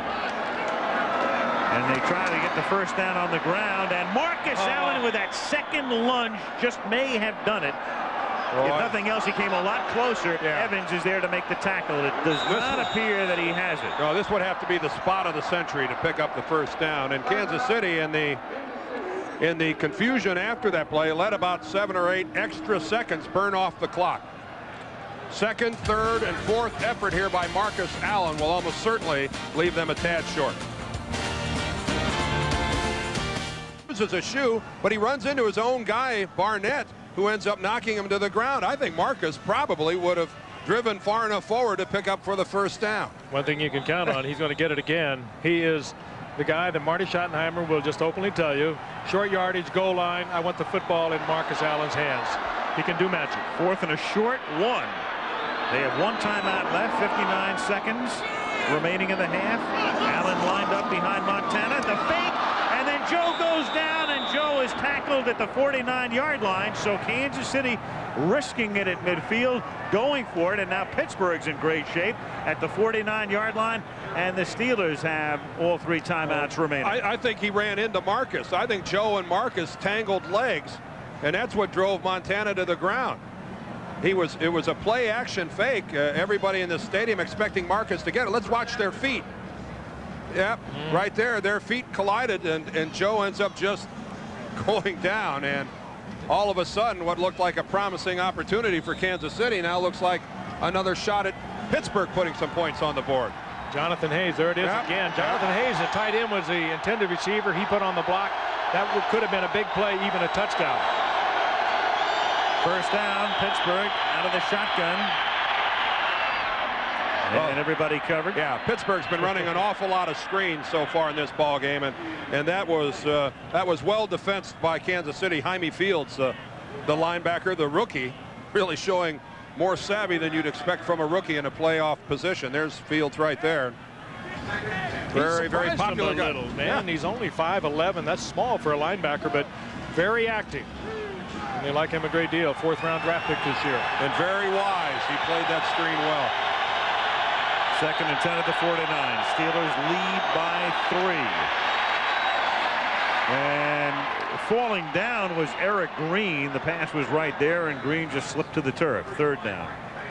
Derek Thomas putting the pressure on O'Donnell. John Jackson, the left tackle, we talked about how he got hurt early. He's really struggling against Derek Thomas. There's Jackson right there. Thomas that time just threw him out of the way and came back to the inside. Watch this move here by Derek Thomas. He's going to go upfield and then work back inside, and Jackson that's not his game. He's gamely trying to keep this guy away from his quarterback. 3rd and 10. This time he gets help on Thomas, and the pass thrown into coverage is incomplete, but there is a flag down. Neil Smith trying to anticipate a count, trying to get a rhythm from Neil O'Donnell, and he just guessing with the snap count was offside. By a bunch. By a bundle. Offside defense, number 90, 5-yard penalty, remain 3rd down. Well, this guy makes a living out of making other people jump, but you could see Neil Smith was a full stride across the ball.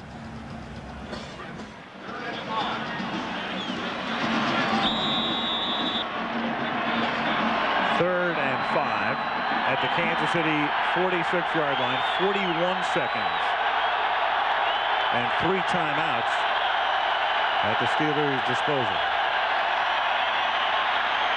With protection, finds Graham over the middle. First down at the 35-yard line. Martin Bayless makes the tackle, and the Steelers utilize their first timeout with 33 seconds remaining in the first half. But Neil O'Donnell with 151 yards passing on his way to, if he keeps it up, a projected 300-yard-plus day, and that is not, I don't think, what the Kansas City defensive coaches, Frank, thought that they'd see from the Pittsburgh passing game today. And I know you like this part of it.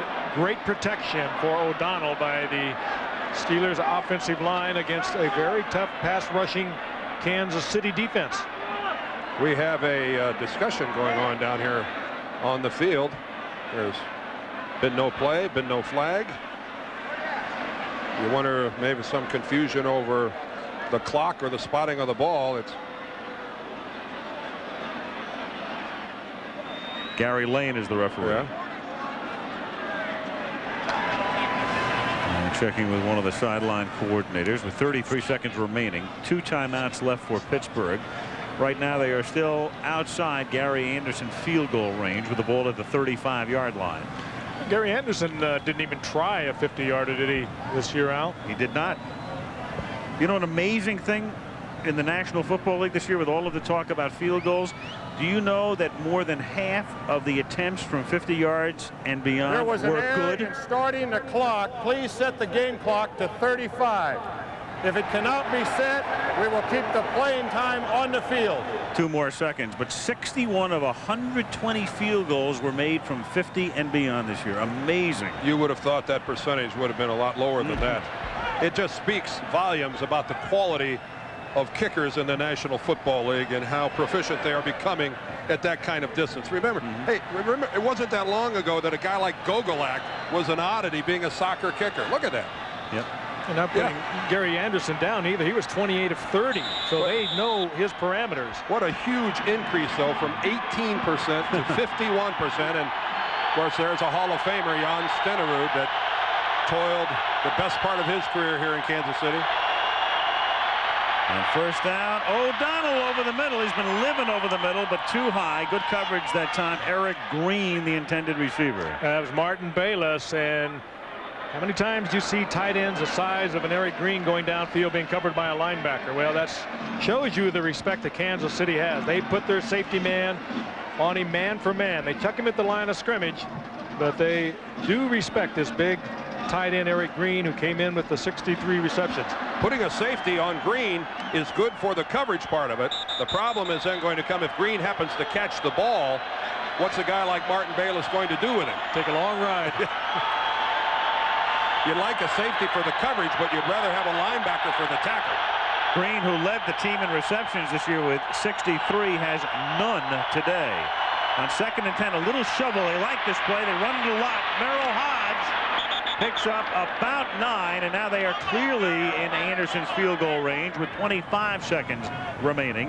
Jaime Fields with a tackle. We know John Jackson is healthy.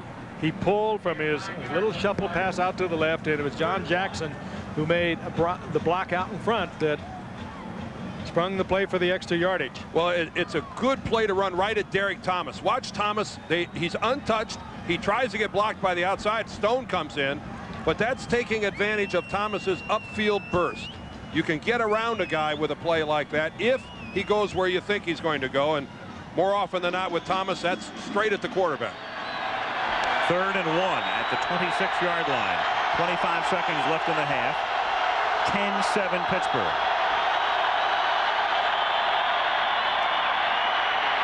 Hodge picks up Thomas. The catch is made by Mills. Mills with a touchdown. Oh, and what a move by Mills. He says Marcus isn't the only guy that can spin on this field. Take that, Marcus Allen. I can do it myself. Boy, this has been an Ernie Mills first half. He's made some big plays. The 3rd wide receiver for the Steelers. Well, the gamble on 4th down by the Kansas City Chiefs that ended up with Joe Montana on the ground backfires in the biggest of ways. Remember we talked about Jay Taylor early in the game, that they were going to work on him? Well, he's replacing the injured Dale Carter, and he wasn't in bad position for the coverage. He just didn't make the play after the reception. Pretty bizarre sequence of events as Anderson boots it through, because originally Pittsburgh took themselves out of field goal range. They went for it on 4th down, didn't make it. Kansas City then goes for it on 4th down, don't make it. And all of a sudden the Steelers, just trying to get into field goal range, instead of 3, wind up with 7 and lead 17-7 with 18 seconds remaining in the half. Big play by the unheralded Ernie Mills, the 3rd-round draft pick a couple of years ago. Bill Cowher, the fiery enthusiasm on the sidelines. One of the guys, if you will. Well, it's not often your team's a beneficiary of a turn of events this quickly in these type of playoff circumstances. That was really a wonderful thing that has happened to the Pittsburgh Steelers. They're looking at either going into halftime tied at 10-10 or even trailing, but instead they're going to go in with a 10-point advantage. You know what it also does, Dan and Alan, we've talked about it. This is a very noisy stadium. It's they can really disrupt your play calling, your changes at the line of scrimmage. I'll tell you, the Steelers are taking this crowd right out of it. I think some of the noise here is cut as well by how cold it is today. Everybody's wearing gloves. Everyone is muffled. They're wearing ski masks, scarves across their faces. It's impossible for this crowd. Cue her to do that. Thank you very much, Greg. This is not the normal Kansas City crowd. You're right, but I think it's because of what they're wearing. Even Montana came out wearing gloves, and that didn't work. No, that didn't. Taken at the 11-yard line on the kickoff from Anderson, and that sort of sums up Kansas City's first half. Stumbling and bumbling as Todd McNair goes down with 13 seconds remaining in the first half. You know, if I was a Kansas City player, I wouldn't want to be looking at this either. If the Steelers win this game, they would play in Buffalo next Saturday. If the Chiefs win this game, they play in Houston next Sunday. And on a kneel down, this first half comes to an end. Neither one of those trips sounds very promising to me. Well, Houston is so the loser watches it on television. Yeah. Houston is hot in what, 11 in a row, and Buffalo's in Buffalo. That's the end of the first half, with the Steelers leading 17-7. Marcus Allen coming up as we return with halftime activities after this message from the NFL and a word from our ABC station. The Lexus Halftime Report is brought to you by Lexus Luxury Automobiles, the result of a relentless pursuit of perfection. Here now, Frank Gifford. At halftime, Arrowhead Stadium, Kansas City, in the first of 2 playoff games we'll bring you today on ABC. The Steelers lead the Chiefs 17-7. Well, a year ago when Marcus Allen was still a Los Angeles Raider, he talked in a Monday Night Football interview about his disintegrating relationship with Raider owner Al Davis. Yesterday, he spoke with us again on what a difference a year makes. But first, let's go back to December of 1992. I know Al Davis would scoff at the notion that he would sacrifice the good of the whole team because of a personal vendetta. Do you feel there has been a personal vendetta with you? No question about it. Absolutely. He told me he was going to get me. We've had conversations. I don't know for what reason, but he told me that he was going to get me. And he's done that. I think he's tried to ruin, the latter part of my career, try to devalue me. I think he's trying to stop me from going to the Hall of Fame. You're in the locker room at halftime of that game. You know it's airing. What are you thinking about in the locker room at halftime of the Miami game last year? Well, it wasn't about the the third quarter plan. I was thinking, oh, it's hitting the fan now. Do you at all regret not speaking out as directly as you did in a public sense earlier in your career? The timing was perfect because of I had filed. I was one of the plaintiffs in the free agency case. Before that, there weren't any plaintiffs, and obviously I could have just, I was there in purgatory, and I could have continued to be there. Where were you when you made the decision that it's going to be Kansas City, and what was the last thing in your mind that made the difference? Well, I think it was Marty's persistence. And I think he was the guy that really said, listen, we want you to be a part of this team, this organization, and I know you can make a difference. And that's what I wanted to hear. And I was at home, and I said, this is it. This is the place I'm going to play. How much of a factor was the situation in which they had signed Joe Montana? How much of a factor was that? Did that come into play at all? Well, I'd be a blatant liar if I didn't say that was a factor, but and Joe would tell you this. Joe called me, and I said, Joe, I'll call you back. And I didn't call him back for a couple of weeks because I was still in my process, and I didn't want him to influence it. And but I mean, obviously he did down the stretch. I mean, when you have a guy like that, I mean, the opportunity to play with him, and I think the possibility of what the Chiefs could become, and I wanted to be a part of that. I know you want to go to the Hall of Fame. Do you think you'll be elected to the Hall of Fame? I mean, I hope it's measured much more than just statistics. Hopefully my statistics will be up there, but I think I've contributed a lot to the game. I think I've made a difference. I think I've affected some people along the way. I think I feel good about that. I'm excited about that. I think I've made my mark, and that's all you can do. Going to bring you the Packers, the Lions on ABC, and Dick, I'm going to tell you, the Packers are badly beaten up with that linebacker. They really are. You know, last week they lost starting linebacker George Coots, backup linebacker Keel Coleman, injured linebacker Bryce Pop, 3 of them. Now you couple those 3 injuries with those linebackers already lost during the year, they're really hurting. On the Lions side, you want to know about Barry Sanders. Short time ago, he came out, started to work out. Sanders is a cutback runner. He cuts very quickly. So he was running sprints down to the field. And Tim Brandt, how'd he look to you? Brent, I talked to Barry as he came out here on the field. He was smiling. He appeared loose. I asked him about the knee. He said the knee feels great. I feel great. Now, the first player here today was Chris Spielman. I talked to him, and he was not smiling. He's one of the most intense guys I've ever met. First guy on the field, that was Sterling Sharp. He was testing out his turf toe. And I'll tell you this, he was moving quite well. All right, so that's coming up a little bit later. The Packers and the Lions. A reminder, the game is going to be blacked out in the Detroit metropolitan area. They didn't sell their tickets in time. Right now, let's send you back to Kansas City. Here's Frank Gifford. Frank?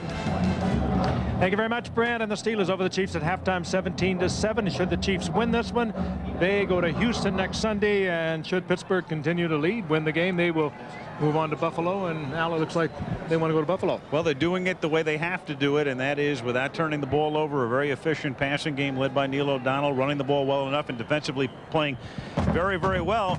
On the other side of the coin, Dan, we talked about it at the beginning. Joe Montana was brought here not to get them to the playoffs, but through the playoffs, and he's got to get them through this one first. I'm thinking of a couple things. One, the statistic we put up talking about his career rating against the Steelers, over 90 against everybody else against Pittsburgh, like 68. And of course, we've seen that so far here during this game already. 6 of 15 for 73 yards, including starting this game at 0-7. Another halftime of passing like that, and the Chiefs are going to lose this ballgame. Okay, and again, everything seemingly going well for the Pittsburgh Steelers. Second half coming up in just a moment. Stay with us as our playoff action continues. From our ABC stations. Well, ABC Sports coverage of the AFC wildcard game brought to you by Budweiser, Beechwood Age for a crisp, clean, classic taste.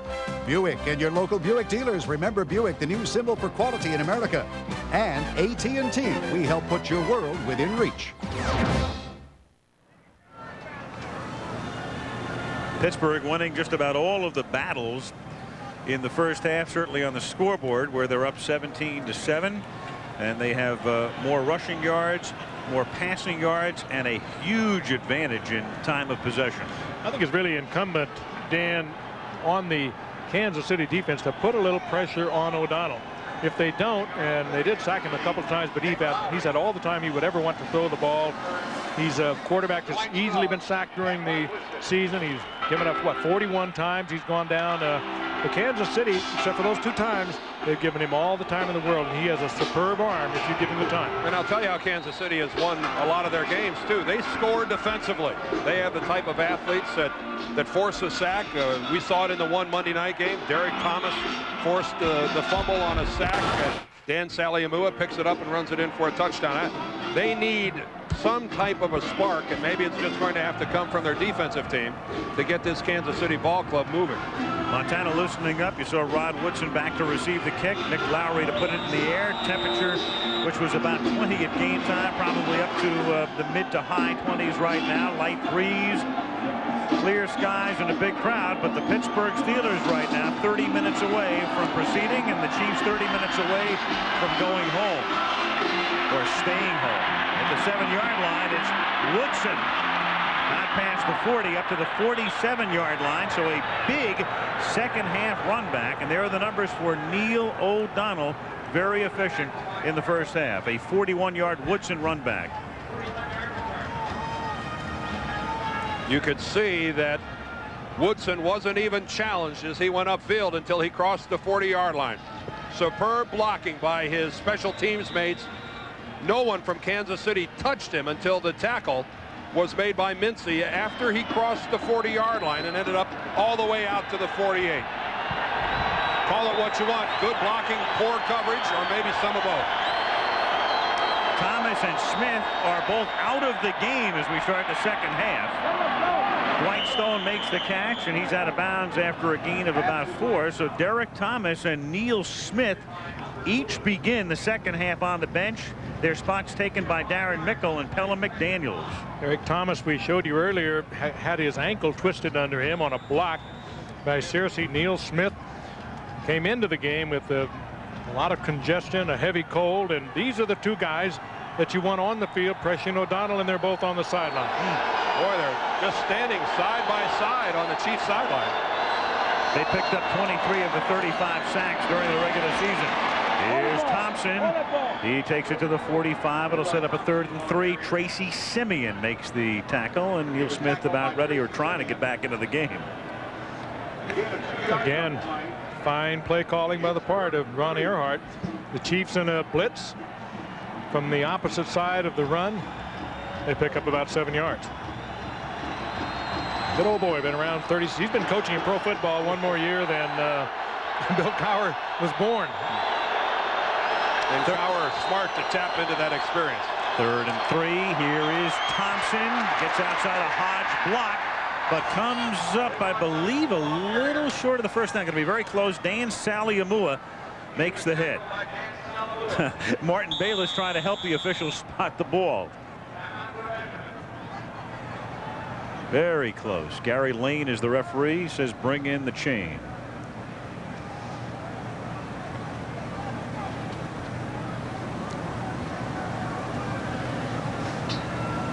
Talking to Bill Cowher yesterday, we asked him some really important penetrating questions like was his office as nice as Marty Schottenheimer's? Marty Schottenheimer's office here in Arrowhead Stadium is a real beauty, looking out over the stadium, its own luxury box and everything else. And Bill Cowher responded, I don't even have a window in my office.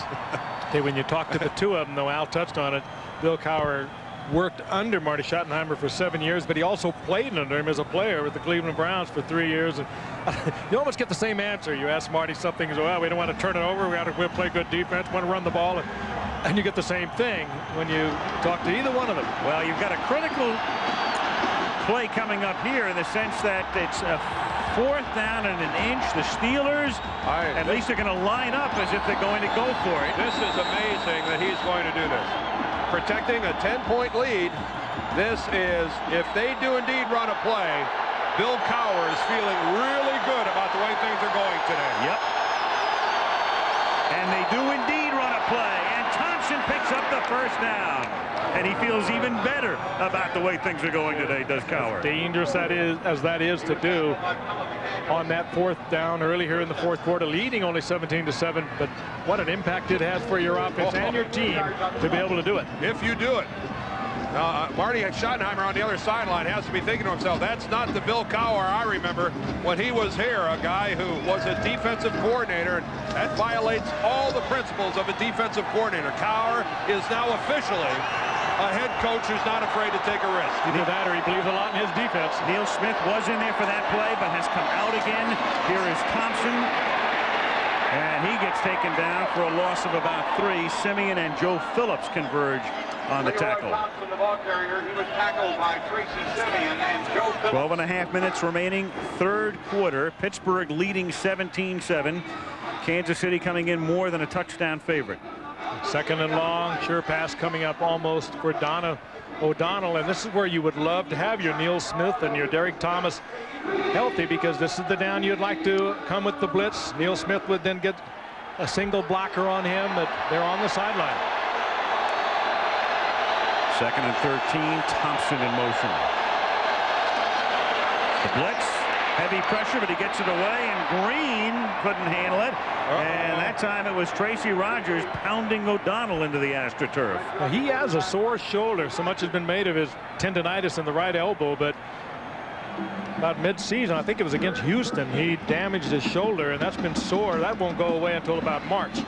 When he takes it right on the right side, you see the hit in there by Rogers.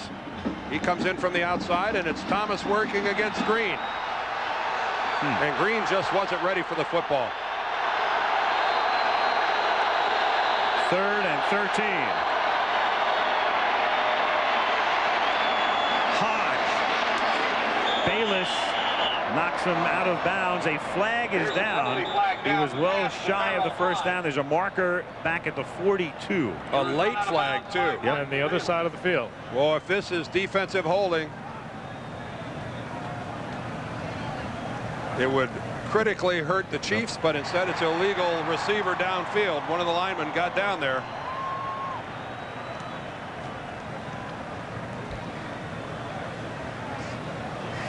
I would think the Chiefs would Ineligible decline this downfield. penalty. Number 63 on the offense. 5-yard penalty. Third down. Well, let's see now. Gary Lane said third down, but the Chiefs were checking with Schottenheimer. Well, it would have been fourth. It would have been fourth down and probably a little out of Anderson's range. I think they made a mistake. Yeah, I'm wondering if they even checked with him. Marty is out there yelling at his defense.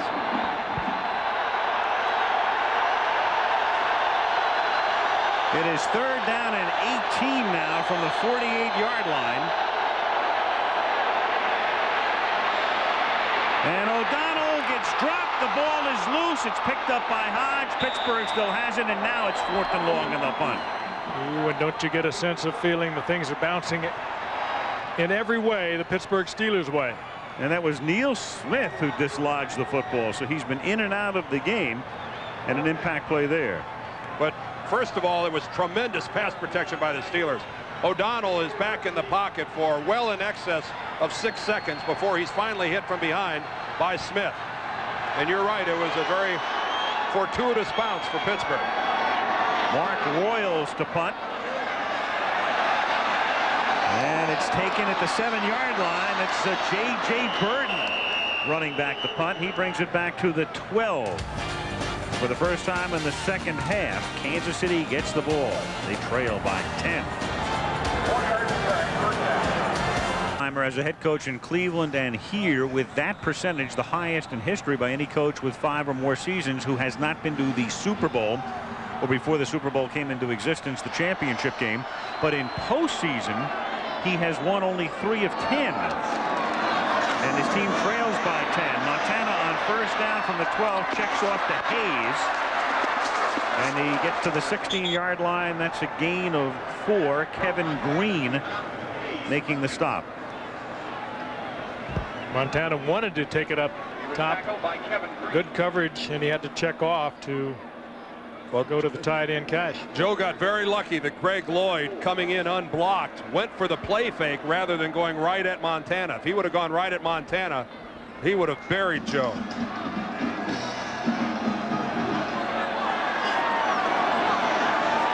Second and 5 up at the 17-yard line. Quick flip and through the hands of J.J. Burden, and the crowd getting very restless. Well, the crowd realizes that when you're trailing by 10 points, the amount of mistakes that you can make and still get back into and win a ball game, they are dwindling rapidly. The Kansas City Chiefs are getting close to that position where dropped passes are killing them in terms of winning a ball game. It's not just a minor inconvenience. They are running out of air. Look at Burton take his eyes off the ball. He's looking to the inside. That ball thrown so perfectly that he did not concentrate on the catch, and he lost it. 3rd and 5, and they have to hustle up to the line and get the play off with 1 second on the play clock. Montana buying time, chased, throws, catch made at the 25-yard line by Keith Cash, and a first down. Again, Montana slipping along the pocket, looking for a receiver, knowing where everyone is. This is what he means to a team. Maybe not the best athlete that ever played this position, but he certainly has quarterbacked it better than anyone else. Look at this. He knows where everyone is, just enough athletic ability to get the ball out to Keith Cash, who set up beautifully beyond the sticks for the first down. And Woodson kind of lost track of Cash. 1st and 10 up at the 25-yard line. Allen to the 28, gain of 3, 2nd and 7. Evans makes the tackle. A little more than 9 minutes to go in the 3rd quarter. Pittsburgh on top 17-7. One of the, I think, adjustments here for the Pittsburgh Steelers is that they're not able to play as much man coverage as they planned on playing. If you weren't with us at the very beginning, cornerback DJ Johnson was ejected from the ball game for kicking one of the Kansas City Chiefs, and that certainly throws their game plan out the window as far as how much man coverage they wanted to play. On 2nd and 7, another 3-yard pickup, this time for Kimball Anders. Line of scrimmage is now the 30. It'll be 3rd down and 5.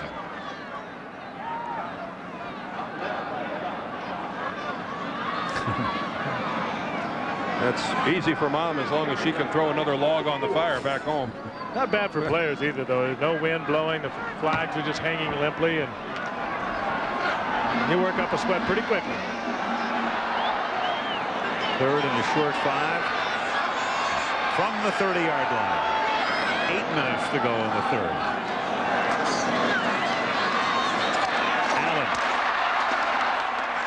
Only to the 32, and the Chiefs will be forced to punt. Woodson comes up to make the tackle, and Brian Barker comes in to punt the ball to the Steelers. And the pressure really now begins to mount on the Kansas City defense. The way the Chiefs have looked offensively, you wonder if 20 points isn't maybe their outer limit here today as far as what they can score. And the Steelers already sitting on 17 with 22+ minutes left to play. Woodson back to receive it. 42-yard punt, fair caught at the 25 with 7:16 left in the 3rd. Pittsburgh 17, Kansas City 7. Postseason wins in Super Bowl 4. Can you get the right answer? They come every year before the big game. The Clump Brothers. Clump Brothers. Super bucket. 15 pieces of original recipe or extra tasty crispy? Original recipe! Wrestle ya! But they can never choose between original recipe with 11 herbs and spices or extra tasty crispy marinated and extra crunchy. Get both. Both? And 15-piece super buckets are just $9.99 each. We do chicken right. After you. After you. After you. After you. After you. Every time in their face. Back to pass for a little bit. Hit. Fumble on the play. Recovered by Bond. Sets up, winds up, hesitates out, throws a pass into the end zone. A diving catch. Touchdown. If you said the Chiefs beat the Raiders, you got the right answer. O'Donnell throws too high. Incomplete, intended for Thompson. 2nd and 10. Again, no real pressure on O'Donnell. He just was confronted with fine coverage in the part of the Kansas City secondary. And I know Marty is desperately seeking some way to get somebody in O'Donnell's face. Hard to do when Neil Smith is obviously hobbled and having his problems. Derek Thomas has also been out much of the game, even though he's back in. On 2nd and 10, Merrill Hodge for 1 to the 26-yard line. Joe Phillips with the stop. 3rd and 9. 7 minutes to go, 3rd quarter. Pittsburgh Steelers, last year they were the #1 seed. They had home field advantage throughout the playoffs, meant they had the bye week, but then Buffalo went to Pittsburgh and out they went. This year they are the 6th and last seed. The only way the Steelers can get to the Super Bowl is by winning 3 games on the road. 3rd and 9 at the 26-yard line. Pressure, he gets it away, and incomplete. So the Chiefs that time came late flag, including Albert Lewis. Oh, late flag, Al, Frank. And this may hurt the Chiefs. This comes from Gary Lane, the referee, after the play. Intentional grounding, offense. Whoa! Lost it down, 4th down. A rare call here in 1993.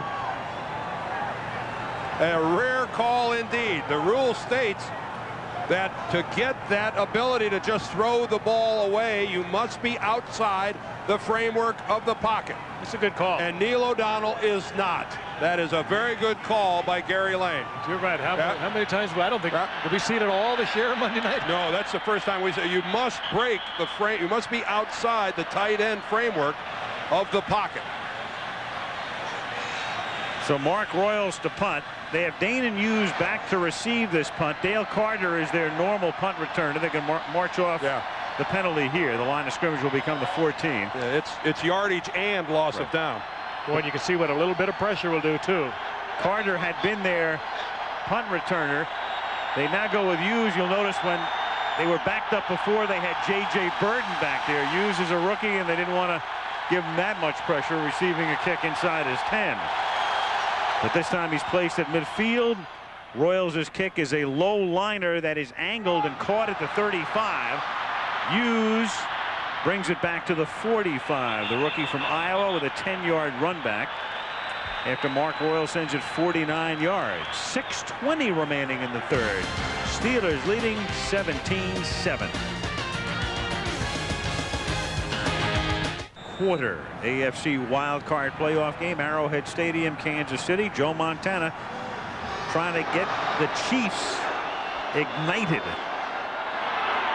Pittsburgh leading 17-7. First down from the 45-yard line. And Marcus Allen probes the middle, picks up 2.5. Chad Brown, the rookie linebacker from Colorado, making the stop. That last change of possession was profitable for the Kansas City Chiefs. It cost them some time off the scoreboard, but in terms of field position, a huge advantage as they get to start this drive clear out at their own 45. And at this stage of a playoff ball game where you are trailing, this is a type of field position that you cannot afford to squander, as we saw Marcus Allen come off the field, and that's a blow to the Chiefs, but they do have good field position.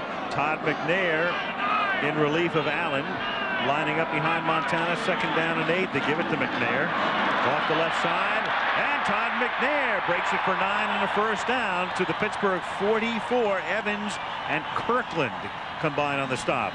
For those people not familiar with Todd McNair, he is a fine running back, but an excellent receiver out of the backfield. He came in a week late this year, and never really got his job back. Harvey Williams opened at halfback, and then later Marcus Allen, and Todd McNair comes in very fresh, but he's a good football player. Well, of all the Chief running backs, he has the best per carry average, 5.5 yards per carry over the course of the season. And an excellent receiver, as I said.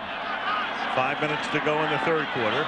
Montana pressure, steps up only the way Joe can do it, and turns nothing into a little something, and the crowd wants a late hit, but no flag because Levon Kirkland came in a split second and he after the play. And he slid in. That was not an attempt to put a lick on Joe. You just can't stop instantly, and we've got a Steeler down on the field. Somebody's hurt. Chad Brown. I'm sure it wasn't Montana who bowled him over. You know, Joe Montana is a future Hall of Famer, and he should be held in respect, but he's just another scrambling quarterback here, and he's as fair game as any rookie quarterback in this league, and that was not a big shot. Injury timeout.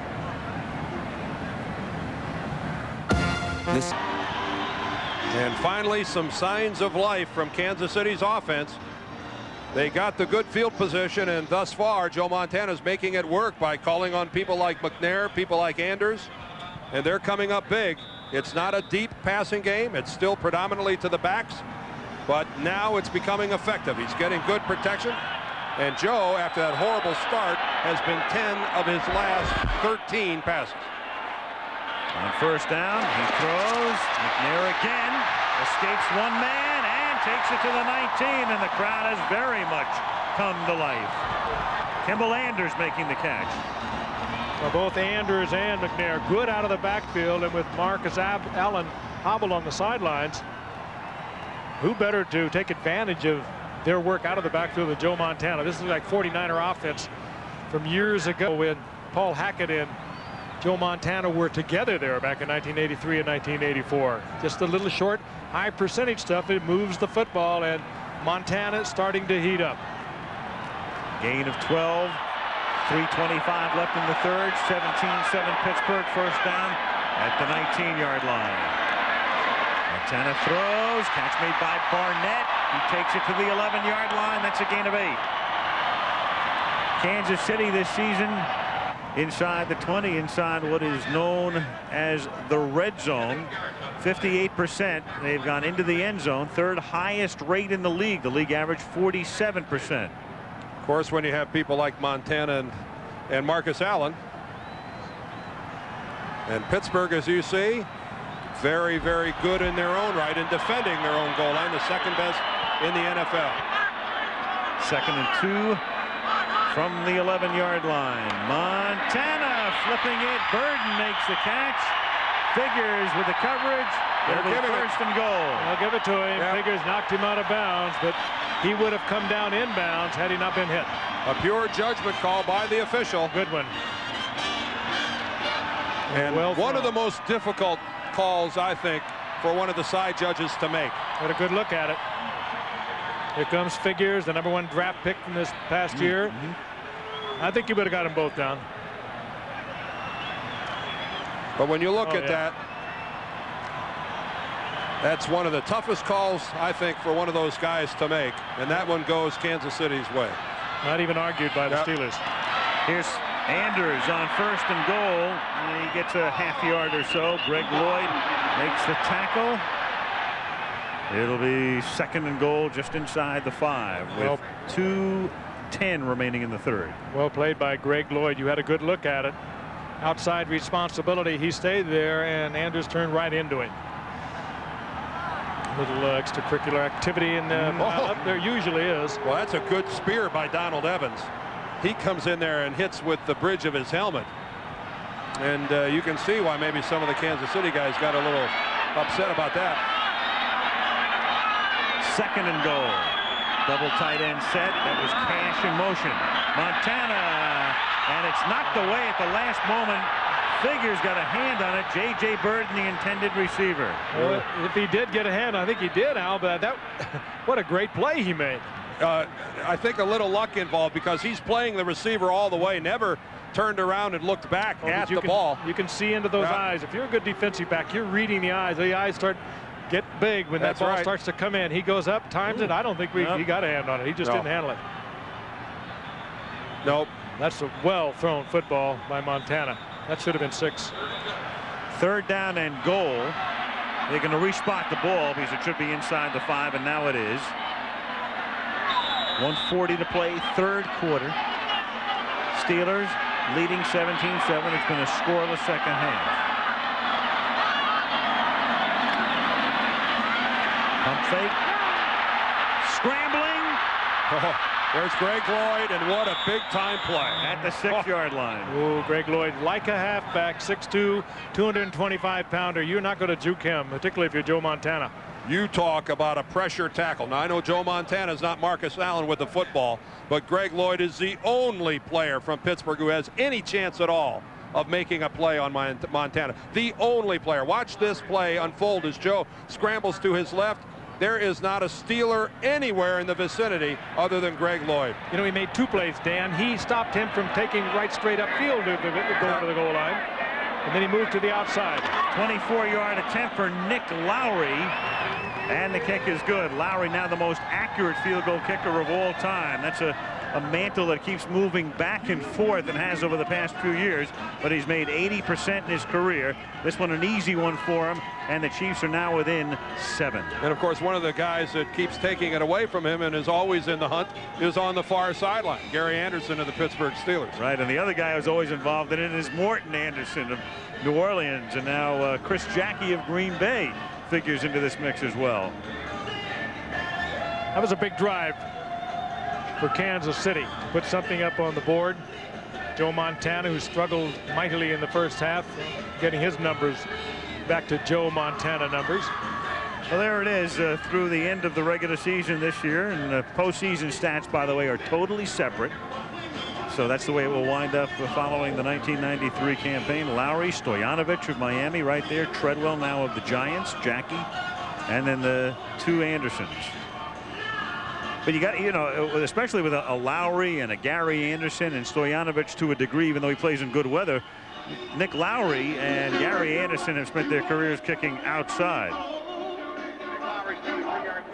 And of the 2, I would suspect that Gary Anderson has played in maybe the more formidable weather at Three Rivers than here at Arrowhead. This is even though it's cold today, still somewhat of a moderate climate here in Kansas City. And then Chris Jackie should be recognized here too. Nothing moderate about right. either playing at Lambeau Field or County Stadium in Milwaukee. Right.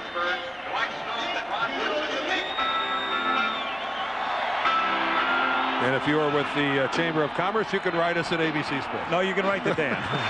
Hard to believe how many times Lowry was cut by various teams early on in his career.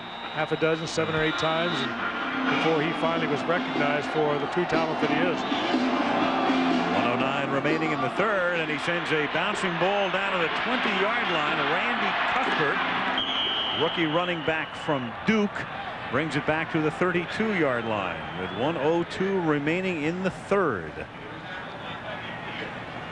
Funny the way this one is shaping up. I mean, they brought Montana here to move them along in the playoffs, and you've got a situation where you can see it developing right now. A little bit more than 16 minutes to go in the game, 7-point differential.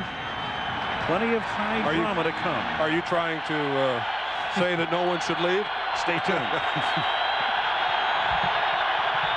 From the 32-yard line, O'Donnell throwing it away. Stone, the nearest intended receiver. And Albert Lewis all over Stone. Albert Lewis, one of the best to ever play at cornerback position. And to play so effectively, Frank, in his 11th year in the league, that's a position where the wear and tear and over the years really takes a toll. And Albert, at this age, to turn in one of his best years ever is remarkable. 2nd and 10 from the 33. Thomas puts the pressure on O'Donnell, but he gets it away, and Eric Green makes the catch up at the 48. And so Eric Green, who had dropped the couple, what did you see him fight it? Makes his first catch of the day. Eric Green, I think he was so frustrated. He's dropped a couple. He dropped a couple last week. He really fights this football into his chest now. Look at this, making sure he's got it. Where that ball looks awful small when he's holding it, doesn't it? I think you get psyched out. A receiver does after a while. You drop 2 or 3, and all of a sudden you start to fight it. Catch a couple, you're right back on stride. 1st and 10 at the 48-yard line. Thompson losing 2. Sally Amua will get credit for the tackle, and that will be the final play of the 3rd quarter. End of 3 in KC. It's Pittsburgh 17 and the Chiefs 10. And we'll return with a 4th quarter from Arrowhead Stadium after this from our ABC stations. We start the 4th quarter in Kansas City. Al Michaels, Frank Gifford, and Dan Dierdorf. Winner advances, loser is done. If the Chiefs win, they go to Houston. If Pittsburgh wins, they go to Buffalo next weekend. Pittsburgh leading 17-10 as the 4th quarter commences. The Steelers have the ball at their own 46-yard line. It is 2nd down and 12. Dwight Stone is the man in motion. Thompson gives it to Stone on a reverse, escapes from the 35-yard line and turns what would have been a big loss into a pretty nice gain to the Kansas City 44-yard line. Boy, that's a risky call, Frank. Those are drive killers to run that on first or second down and take the big loss. But they got away with it. We saw him blow 3 in the first quarter, but they like to come with the reverse. What it does, particularly against somebody like Derek Thomas, it keeps him from pursuing. Even with that, he almost got into the play. Big day for Dwight Stone. Is that carry number 3 for him? You don't surprise anyone if you're a Steeler with a reverse. They do it so often. 9-yard gain, 3rd and 3 at the Kansas City 45-yard line. Play clock down to 1, and so O'Donnell has to take a timeout. And he beat that by less than a second. Yes. Pittsburgh utilizing its first. So one of the bigger plays of the game defensively coming up for the Chiefs.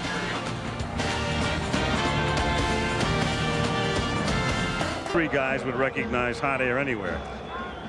And the higher you go, the colder it gets. So I'm not even sure we could keep that thing afloat on a day like today. Only around, what, 25 degrees? A great day to play a football game if you're a player. I don't know about sitting out in the cold. These fans don't seem to mind. 3rd down and 3 after that last timeout. As Dan said, a very big defensive play here for the Chiefs, who rush 4. O'Donnell gets protected well and throws too far, intended for Ernie Mills. Jay Taylor with the coverage. 4th down. Jay Taylor having a memorable game, filling in for the injured Dale Carter. He has been the target of choice for the Steelers throughout the game.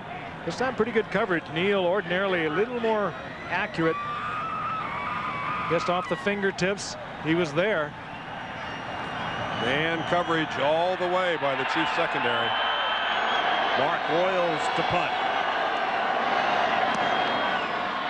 J.J. Burton is back to receive it, but the kick is angled and does not get out of bounds. Instead goes into the end zone. Royals trying to send it into the corner, instead sends it into the end zone.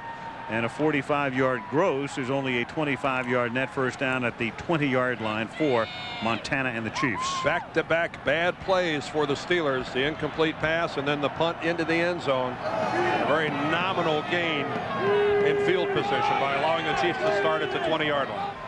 The Silverdome in Pontiac is the site. And we'll find out about Barry Sanders, whether he will play. The Lions hosting the Green Bay Packers. NFC wildcard game after this one. Montana with Marcus Allen behind him. The fake to Allen comes back the other way. This is Kimball Anders. Out of bounds at the 28, a gain of 8. It'll be 2nd down and 2. Good block by Will Shields, the rookie. Marty Schottenheimer was telling us yesterday how Will Shields has been on the field for more plays than any other member of the Kansas City offense this year, and he went to him a couple weeks ago worried that he was going to wear out, that he was going to get tired, that he was not going to be able to keep this pace up for the balance of the season. And I think he's showing the energy of youth, and he's also showing right here that he knows how to play. The block right there on the left side of your screen by the rookie from Nebraska. Good play. 22 years old. Yeah. He's too young to get tired. Here's Marcus Allen trying to get to the 30-yard line. If the nose of the ball is on that stripe, it is a first down.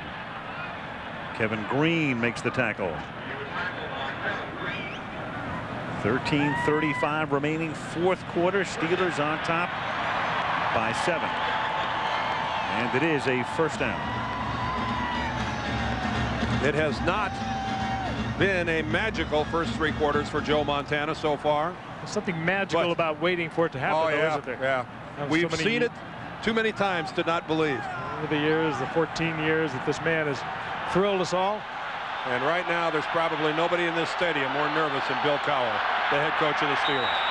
Montana 14-5 in his 19 games, and a flag goes down. I think it's delay. Yep. Play clock ticking all the way down. That's the second time today. Still first down.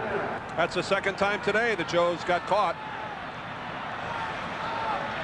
We've talked before on Monday night about the fact that we've gone from the 45-second play clock down to the 40-second play clock, and sometimes with the plays always coming in from the sidelines, the quarterbacks don't call their own plays anymore.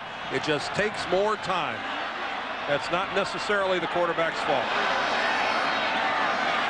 On 1st and 15 comes Woodson. They pick him up. The pass is caught at the 46-yard line by Willie Davis. 22-yard gain and a Chief first down. Good read by Davis and Montana, and you're right, Al, they picked Woodson. He was coming from the corner. They use him a lot in a pass rush situation, but Davis and Montana right in sync. There he is, number 84. He'll break right to you, underneath Burden, into the hole, and Montana is there. And again, I don't want to belabor the point, but another zone defense by the Steelers, missing their other cover corner, DJ Johnson, who was ejected. Montana, who started the game 0 for 7, hands the ball off to Freddie Jones on an end around. He gets into Steeler territory and is close to a first down. Rod Woodson knocking him out of bounds at that spot. We might call that a crunching tackle by Rod Woodson, and Freddie Jones, give him credit for the speed to get outside and make something out of a play that looked dead. At about the midpoint right here, this play looks absolutely dead. Davidson looked like he had it cut off, and then Contain was gone, but what a shot by Rod Woodson on Jones. Look at this. Lowers the shoulder, and Jones, a much smaller man at only 180 pounds, stopped immediately. Second and a short one. Marcus Allen takes it to the 33-yard line.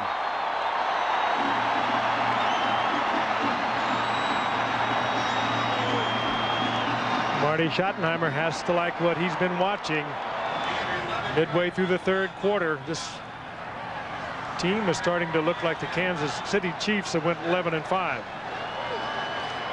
Marcus 11 carries now for 46 yards. First and 10, Chiefs at the 33. Steelers lead by 7. 11:05 left in the fourth. Barnett in motion. Catch is made by Burton to the 14 and another first down. Oh, and Figures, Deion Figures saved the touchdown. Vintage Joe Montana. I'll tell you who else turned in a big play. John Alt, the left tackle. I thought Greg Lloyd got a tremendous jump on the ball, and Alt handled him easily, setting up this play downfield. And oh, another nice fake to the outside. But a good recovery by Figures. This Kansas City team starting to believe. First and 10 at the 14-yard line.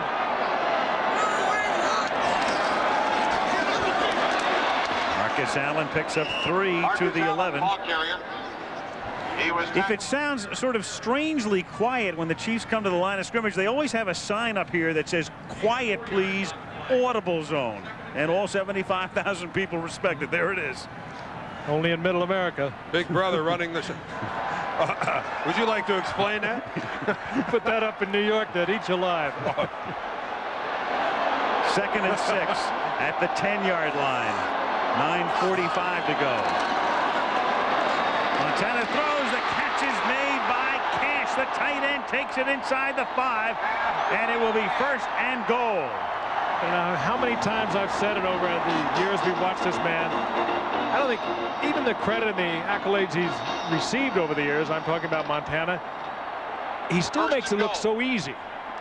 He always is looking at the right place. He knows wherever receiver is, just a little flick of the wrist. Where does he throw it? Down in the crowd. He puts it at the belt where the receiver is not going to get the ball knocked away from him.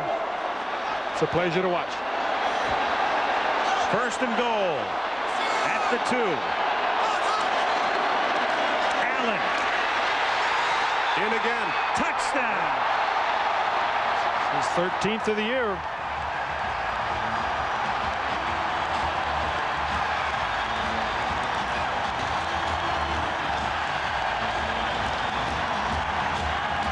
Aren't you a little surprised that Marcus Allen got the ball down there? Stunned.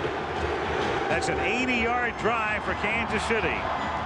One thing it does for Marcus Allen, Marty Schottenheimer's infatuation with using him on short yardage and goal line, is that it has really worked on his yards per carry. If he gets it at 3rd and 1, 2nd and 1, 1st and goal, anything short, he's got it. That's Marcus's first postseason touchdown since 1985. Of course, for many of those seasons, The Raiders didn't get into the playoffs as Lowry boots it through, so the Chiefs go 80. And with 8:58 to go, the game is tied at 17. Despite not having scored in postseason since 1985, that's 11 touchdowns in 11 postseason games for Marcus Allen. Not much he hasn't done as a Super Bowl MVP, led the league in rushing, Heisman Award winner in college. He is the oldest running back in the National Football League, and he says, I will definitely be back next year and hope to be back in 95 as well. I like your question about the Hall of Fame. Now, if he's not in the Hall of Fame, there shouldn't be one. Amen. Lowry's kick taken by Stone. Dwight Stone brings it back to the 25-yard line. Tackled there by Santos Stevens. Coaches are always talking about turnovers. Announcers are always talking about turnovers. It is incredibly important in postseason games. Only one of 273 postseason games has had no turnovers, and that was the Giants-Bills Super Bowl in Tampa, Super Bowl 25. No turnovers today. And we talked about the significance of it. We can go back and detail it in terms of the team that owns the differential in postseason games wins an inordinate amount of time. Not only in postseason, during the season also. But particularly so after the season. They win most of them, too. From the 25-yard line, this is Merrill Hodge picking up 3.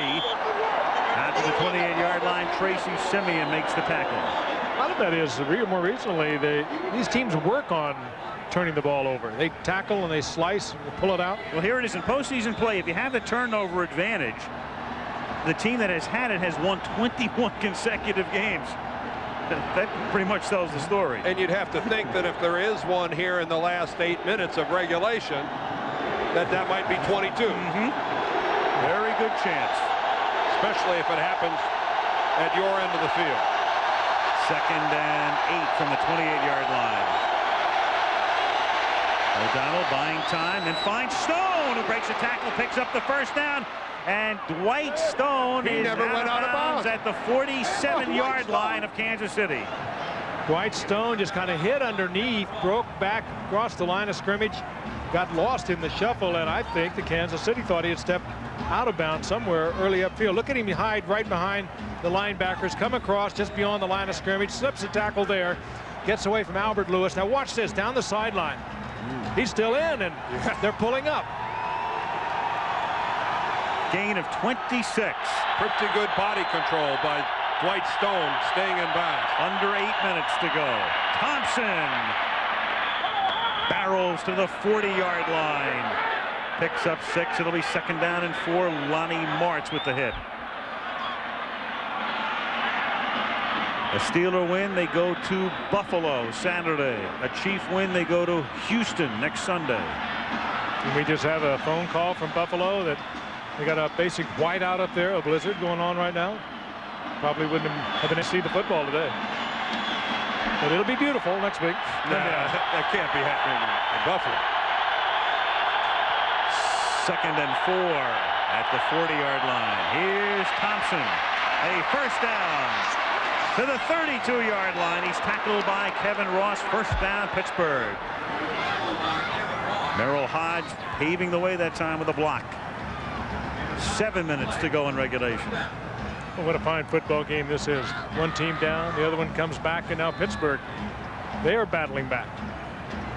But it looked like Kansas City was taking control. Only the 2nd game ever in the postseason history of 22-year-old Arrowhead Stadium. The other one was won by the Chiefs 3 years ago, 10-6 over the Raiders. First down at the 32.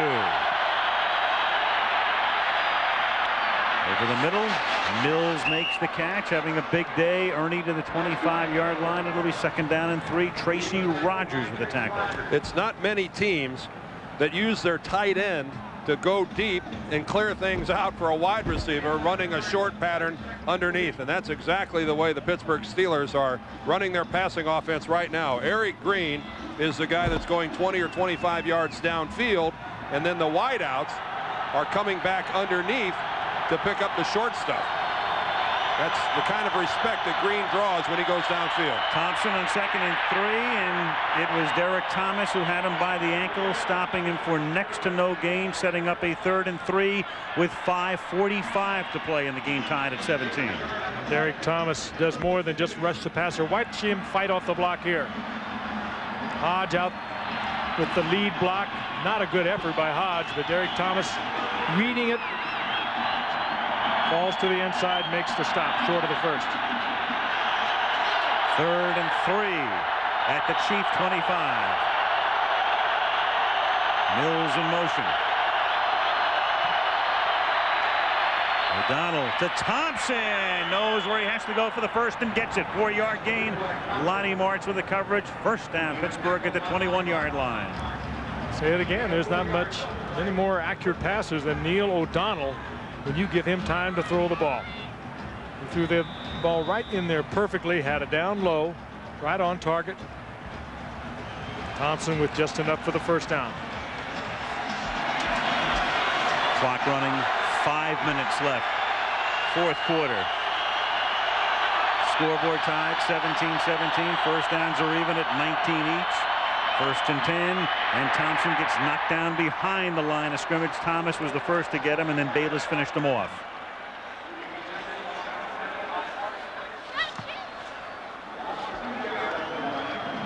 Loss of 1, 2nd and 11. You would think that at the point of attack, the advantage with the larger tight end would go to Pittsburgh.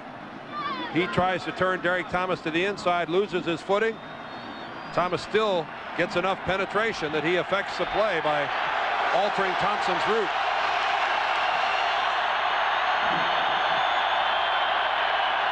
On 2nd and 11, O'Donnell pump fakes, going for the end zone to Green. Touchdown Steelers.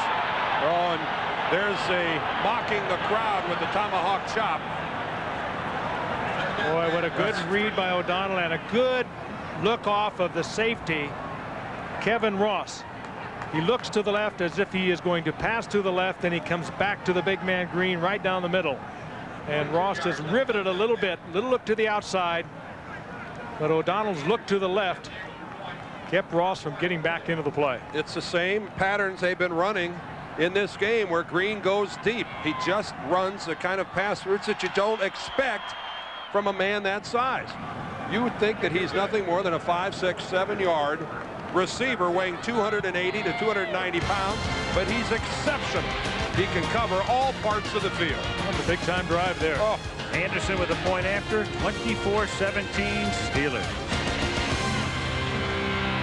74 yards. Now Gary Anderson to kick off. Back to receive Danon Hughes, rookie from Iowa. Hughes waits. Fields at the 1-yard line. And back to the 21-yard line. Here comes Montana. And we'll find out about Montana and his magic with 4:02 remaining in regulation, and KC down by 7. We were talking about this during the commercial break as we see the scoring drive of Pittsburgh. 9 plays, 74 yards. Eric Green, the big play. At a playoff game with almost 80,000 people in attendance, it's hard to get that many people in one place and have them be this quiet. I don't know if the cold has numbed them, but they need to get a little spark going, and maybe this guy will provide it. Here's Marcus Allen, and a big play by Kevin Green. 5-yard loss. The free agent pickup from the Rams when they lost Gerald Williams, the linebacker, going to San Diego, and they lost Hardy Nickerson to free agency. They needed an impact linebacker, and they got one. He got a tough one too. We'll watch him again. He had to leave last week's game with a bad knee. There was little question about whether he'd be able to go full speed here today, and he certainly has. 2nd and 15. Montana throwing too high, intended for J.J. Burton. Coverage by Willie Williams. It'll be 3rd down and 15. Well, that's one of your few times you're going to see the deep out of sync with Montana. I'd kind of lay it on Burton if I was going to lay it anywhere.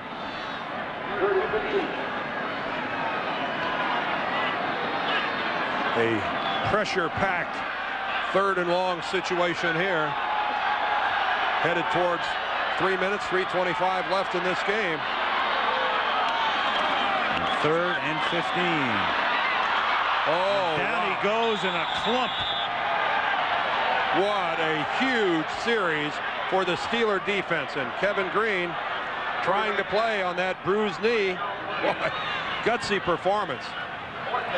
Well, now the Chiefs, with all of their timeouts remaining, will have to begin to use them defensively as Green comes hobbling off. The pressure up the middle, that's Gerald Williams. He was the big force, the guy that first forced Montana to move away from where he wanted to be. Just a power rip move up the middle by number 98 Williams. Brian Barker to punt, Ron Woodson back to receive it. Oh, and he's got a lot of room. 48-yard kick. Woodson goes down at his own 48-yard line. So that's where the Steelers have it. 3 minutes remaining. Kansas City has all of its timeouts left plus the 2-minute warning, so Kansas City knows it can stop the clock at least 4 more times. Yeah, but can they stop the Steelers? Yes, that's the question. The last time the Steelers had the ball, they went right through Kansas City defensively. If you think back to last week, trailing 9-3 against Cleveland, they needed the Jets to lose.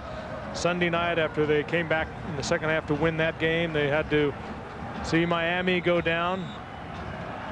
The Raiders win, and here they are, 3 minutes away from on their way to Buffalo. If you start to prioritize things for the Steelers, number one right now, no turnovers. Do not turn over the football. And they haven't turned it over today, and that's a 4-yard loss as Thompson gets knocked down back at the 44-yard line. Darren Mickle with the tackle. And on the other hand, Dan, this is a team, Kansas City, and we know they work on it. They're coached to force the turnover, and they do it as well as anyone in the league, and perhaps better. Kansas City takes a timeout, so that's their first, with 2:50 remaining in the fourth. Both of these teams heavy in the giveaway takeaway ratio. The Steelers +10 and Kansas City +11. The topic of conversation right here between Ron Earhart and Neil O'Donnell and Bill Cowher is, do we risk putting the ball in the air? They'd like to get the first down, obviously, but do you risk the incompletion, which stops the clock, which in essence doesn't force Kansas City to use a timeout? Or do you play it ultra conservative, stay on the ground, knowing that you're now facing long yardage for a first down, and how tight do you play it? Well, Neil O'Donnell, he throws fewer interceptions just about anyone in this game. He gets sacked a lot, and that's one of the reasons. But he does not throw many interceptions. He threw 7 all year long. Sacked 41 times. That's part of the equation with him. If Neil O'Donnell is very careful with that football. If I was the Pittsburgh offensive coordinator and I have made a decision that somewhere in this drive I would throw the ball, I would throw it here. Throw it conservative. Throw underneath. Get half of it. 2nd and 14 from the 44. Thompson. Well, the last thing he wants to do is go out of bounds, but he stayed in according to the official. Taylor with the tackle. He tried to drive him out, and now Kansas City takes another timeout, their second. His knee did go down inbounds, so it was the correct call by the officials, as I think this replay will confirm. Well, he worked to get down also. Yeah, you're right. There's He's the down. knee. Good call. And a big play because it forces Kansas City to take that timeout, so they have 1 left plus the 2-minute warning, 2:43 remaining. Neil's going, let me throw it, let me throw it. Earhart and Cowher saying, do what I say. Bill Cowher's got a lot of input at this point with Ron Earhart, who he trusts explicitly, I know, but this is his job, is on the line. This is his football team, and at the critical points, the head coach has a major input. 3rd and 10. I think Bill Cowher is going to be a successful coach in this league for a long time. I think he's a complete package. You know what he does too? He can deal with today's player. He lets them be themselves to a point. He also can be a disciplinarian. 3rd and 10 at the 47-yard line. Play fake. And no, incomplete. Jeff Graham couldn't hold on. Jay Taylor right there with him. 4th down. Well, Jay Taylor, the guy they go to. And the question was it a ball that Graham should have held on to? Well, again, Jay Taylor, they picked on him all day long. Dale Carter out of the lineup. Well, that ball was drilled right in there, but you could see the right arm of Taylor came right down and knocked the ball out. That was a good play by Taylor. You really can't fault Graham. Mark Royals to punt, and that kick is blocked. It is blocked, and this is Jones taking off. He's inside the 20, tackled at the 9-yard line. Who got it? Keith Cash, the big tight end. 6'4", Cash makes the key block and the turnover.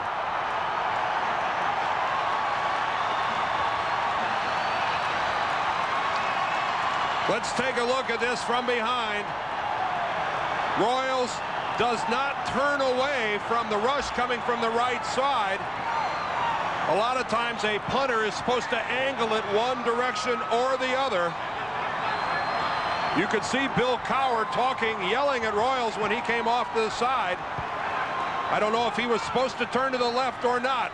Either way, it was poor protection allowing Cash to get in. Gary Jones saved the touchdown. 1st and goal. Marcus Allen to the 8-yard line. It'll be 2nd and goal. The Chiefs with 1 timeout plus the 2-minute warning remaining. The clock at 2:20. Keith Cash. Whew. And right now, you're right about Gary Jones. He has a chance to be a hero. If the Pittsburgh defense comes up huge down here, the game ball goes to Gary Jones. Unless, of course, he's the guy that let Cash in to block the punt.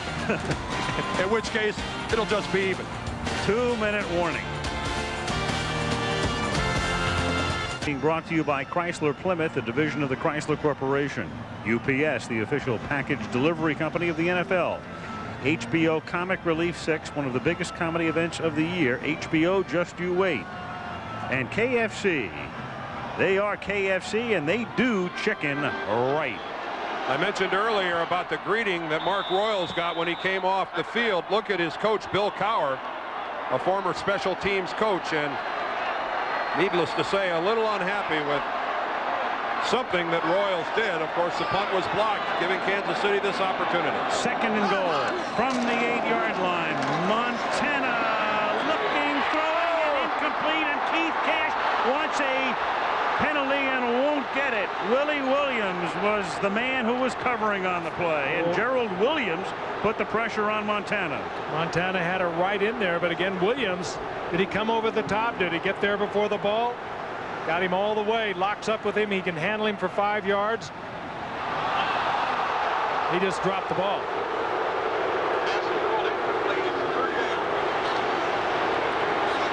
So it is 3rd and goal at the 8-yard line.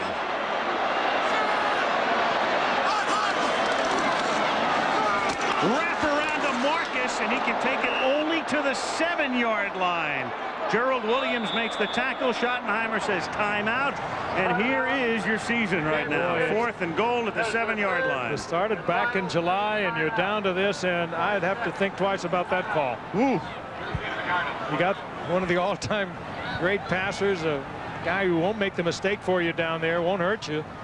Put it in the end zone. You got 2 times to do it. And it's when the field is compressed, when all your defenders are within a relatively confined area, a slow developing play like a wraparound is not normally the play of choice. Normally something that hits a little quicker, whether it be a pass or a run, is something that operates with a great deal more effectiveness down on the goal line than a slow developing play like a wraparound. And as you can see, this didn't really fool much of anybody. Good play there by Gerald Williams. Montana on the phone with Paul Hackett. So here it is. This is the season. 4th and goal at the 7-yard line. Well, if you think back to the catch, do you let Joe do a little bit of a roll, give him a little field in front of him, give him a chance to look, buy him a little time?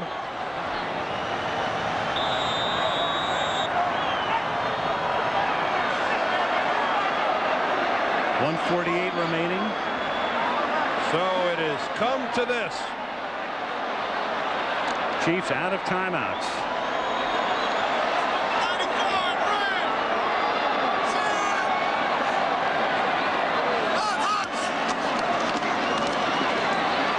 Good protection. Touchdown, Tim Barnett. If you didn't believe before, you believe now. Does he work beautifully in the pocket? His initial receiver was covered. He knows where everyone is on that football field. And give that offensive line credit. The Steelers were desperately trying to get into his face. They gave him time. He just bounced a couple of times. Well, we still have a 1-point ball game here. Nick has to do his job. But don't go away. Look at this. Back of the end zone. Good job by Barnett. Well, what were the Steelers doing? They're in that zone that so many teams play down on the goal line. You give the quarterback that much time, somebody will be open to the back of the end zone. Here's Lowry to tie it. And does. They were in that zone coverage where they were covering the two outside portions of the field and leaving the middle wide open.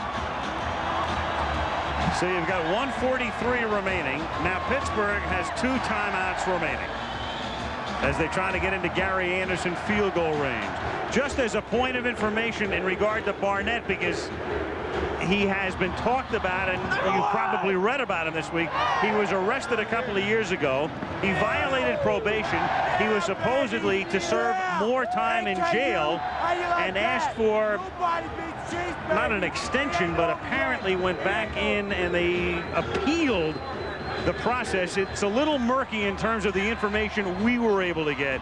But in any event, it was a story here in Kansas City this week, and here's the guy in the back of the end zone winding up catching the pass from Montana. If it's a jury case, he'll be pardoned. Frank, you just summed it up. He made a great play. Frank, very good. You're right. If it's anywhere here, might be the death sentence, though, if it's a Pennsylvania jury.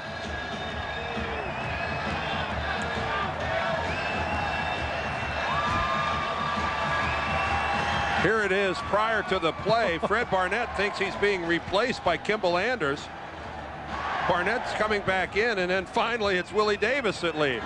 How's that? And the irony of that is Willie Davis has 7 touchdowns on the season, and Tim Barnett is the hero of the moment. Do I call him Fred Barnett?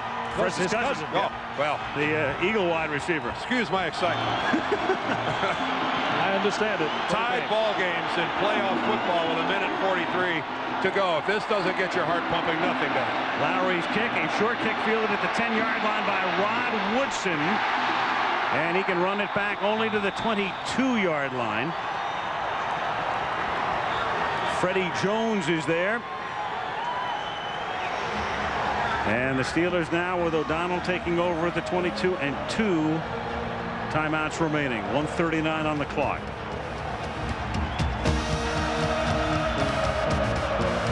So again, O'Donnell, a very careful passer, if that's the right way to put it. He does not throw interceptions for you. He gets sacked a lot, but a very accurate passer. 2 timeouts, plenty of time to get within field goal range. Gary Anderson, albeit short field goal range, 47, 48, perhaps his limit. Well, this crowd is no longer quiet. 1st and 10 from the 22-yard line, and the catch is made by Jeff Graham. He's out of bounds up at the 27-yard line. Albert Lewis with the coverage. Boy, Graham bobbled that ball initially and was able to gain control of it before he went out of bounds. The first time it hit him, he didn't catch it cleanly. Off his knee, actually. Did he throw that ball well? Yes, he did. Gain of 5, 2nd and 5, 1:34 left.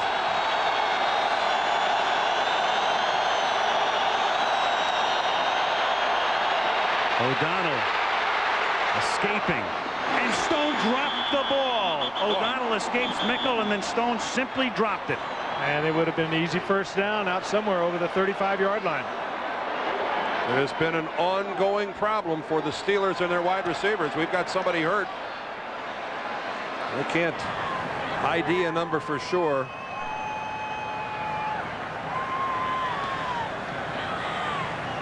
And this is... It's Kevin Ross. Kevin Ross. Ross missed last week's game with a bruised hip.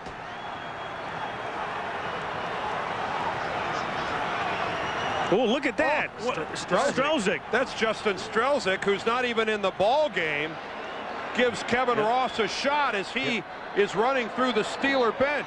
That will be reviewed at 410 Park Avenue. Oh, that's unbelievable. Undetected by the officials.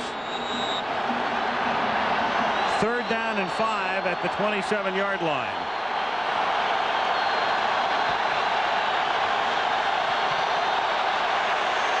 O'Donnell hit as he throws, and incomplete, intended for Graham. Derek Thomas forcing the issue. And in comes Royals to punt again. Boy, what a play by Derek Thomas. He's been quiet most of the game, Dan. He is alternating sides, trying to pick up the slack for Neil Smith. This time he's on the left side defensively. Boy, that's just hustle and athletic ability and instinct all rolled into one. Well, now Kansas City will have plenty of time. Royals to kick. Danon Hughes, the rookie, back to get it. A lot of room to roam as he takes it at the 24-yard line, but he falls down. And can only bring it back to the 28-yard line. No timeouts for Schottenheimer's Chiefs. 1:14 on the clock as they try to set up a Nick Lowry game-winning field goal. And Lowry, unlike Gary Anderson, he can reach it from 55, 57, his career best, I believe, what, 58 yards.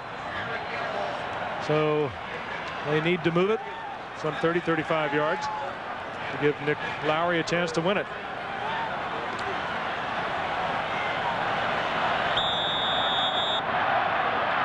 Montana in a situation he has been in so many times. 20th playoff start. At the 28-yard line. Joe firing right on the money into double coverage to Danon Hughes. How do he do it? He didn't get out of bounds, and Montana says, let's get up to the line of scrimmage. I'm going to throw it into the ground to stop the clock. And he does. 2nd down with 56 seconds remaining. Danon Hughes making his first catch of the day. You've got no right to complete that pass. You really don't. If I'm Pittsburgh, the next time Montana's in that situation where he's acting like he's going to throw the ball into the ground, I wouldn't necessarily count on it. What a weird game. I would expect the unexpected from Joe Montana. Think about Danon Hughes, the rookie. The kid falls down. He could have had a 10, 15, 20-yard return. He had that much room. Falls down on the punt return, and the next play comes back, catches his first pass of the day. Well, couldn't they use that lost yardage on that punt return now? On 2nd and 10, Marcus Allen takes it to the Steeler 46-yard line. That's a 1st down. But what a terrific call. In danger of running out of time, almost within field goal range. Now Montana on 1st down, throws. He hits Cash, and Cash gets out of bounds at the 42-yard line. So if they don't gain another yard, Lowry's attempt from here would be 59. His career high 58 twice. Dead win. There's nothing. The flag at the end of the end zone. Nothing's happening there. Well, the key here, 36 seconds left, is that the middle of the field is still available to Joe Montana. There is plenty of time to complete a pass across the middle, get up, get your offensive team on the ball, and kill it. So the entire field from sideline to sideline is still available to Joe. 2nd down and 6 at the 42-yard line. He throws. The catch is made again in traffic. And this time it's Burton making the catch at the 33-yard line. So now you're looking at a 50-yard Lowry field goal. Montana says, I'm going to spike it. That stops the clock with 19 seconds. I think you still have one more try at the middle if you want to do it. 19 seconds. Well, if you try it up the middle, then you still have to get up to the line of scrimmage again and spike it. It's going to be close. Oh boy. That's it. You would think that something short, something in that 5, 6, 7 yard range across the middle might, but boy, that's a heck of a chance you're taking. Even a draw play wouldn't be a bad call. No, I think a running play you could do it. I think you try to throw outside and just hope that the guy can step out of bounds. You might be able to do it, but what if you didn't do it? What if that clock ticked away on you? 2nd and 10. Here's McNair. The catch is made, and he's out of bounds at about the 25-yard line.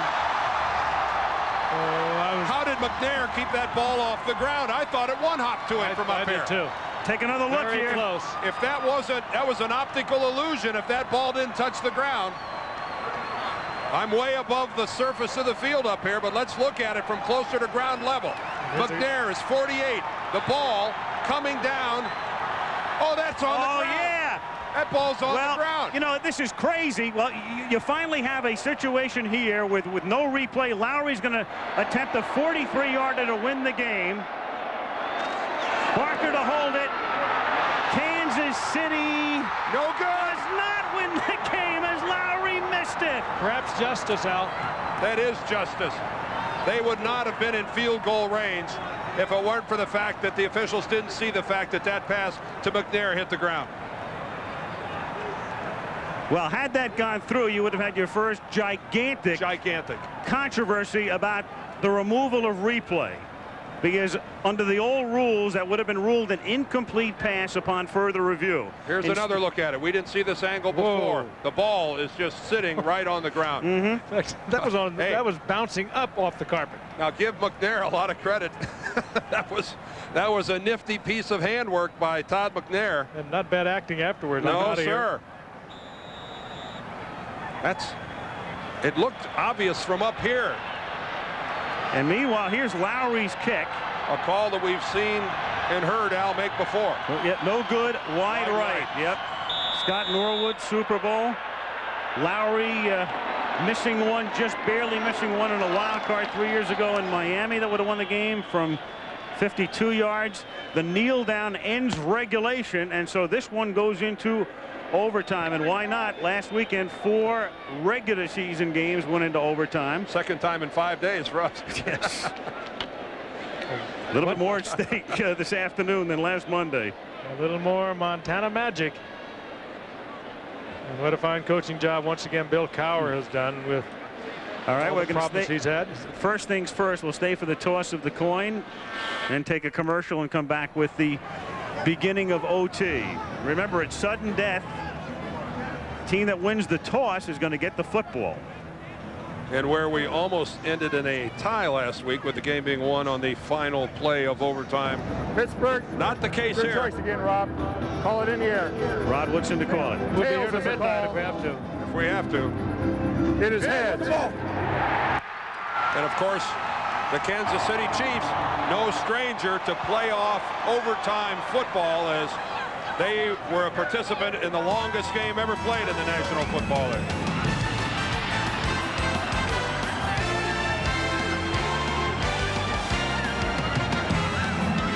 You know, you'd think the team winning the toss would have a big advantage. Look at the left-hand column. Dead even during the regular season in the history of the NFL in terms of overtime games. On the right, the team losing the toss has won 7 of the 12 postseason overtime games. I would have never believed that. No, neither would I. Oh, I would have. This game has not had a turnover. Anderson kicks off. It is taken at the 5-yard line by Danon Hughes. And the Iowa Hawkeye rookie brings it back to the 25-yard line. A win, and the Chiefs go to Houston next Sunday. If the Steelers win, they go to Buffalo next Saturday. 24-24 in overtime. First and 10, Kansas City at the 25-yard line.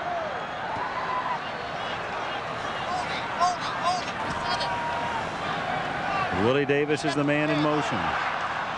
And the handoff to Allen, and he goes next to nowhere. Stopped at the line of scrimmage. It'll be 2nd down and 10. Greg Lloyd, number 95, is doing a wonderful job of anticipating Montana's snap count.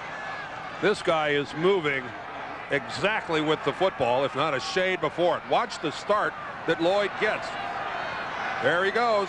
He's in motion, but he's not across the football.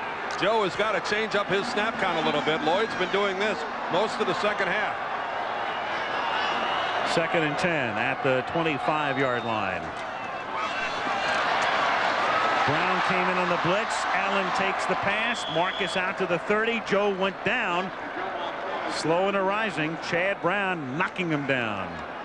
Remember, I think earlier we were talking about Montana when he finally got the gloves off. He was 3 for 10. He is now 23 of 38 Over 220 yards, 1 touchdown, no INTs. I'm not so sure that Marcus Allen wasn't supposed to block Chad Brown, and when he found himself too far to the outside, went ahead and released.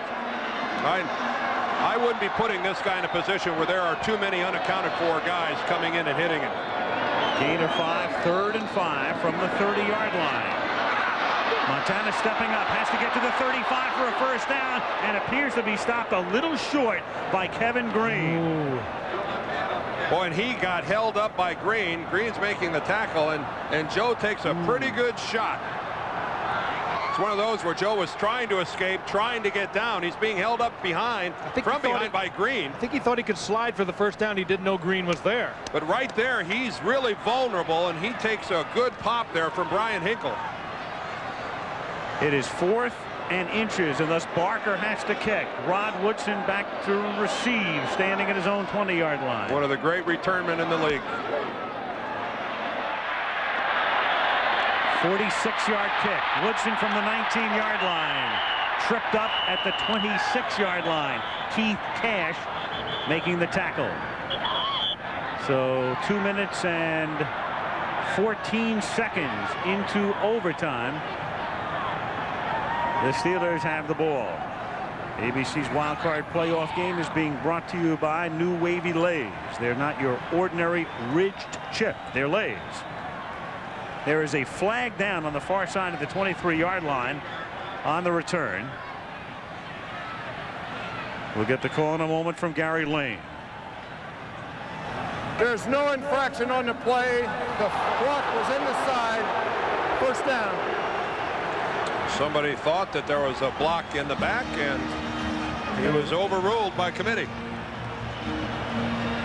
Benny Thompson, the special teams maven of the Chiefs, trying to lobby the Chiefs' case to no avail.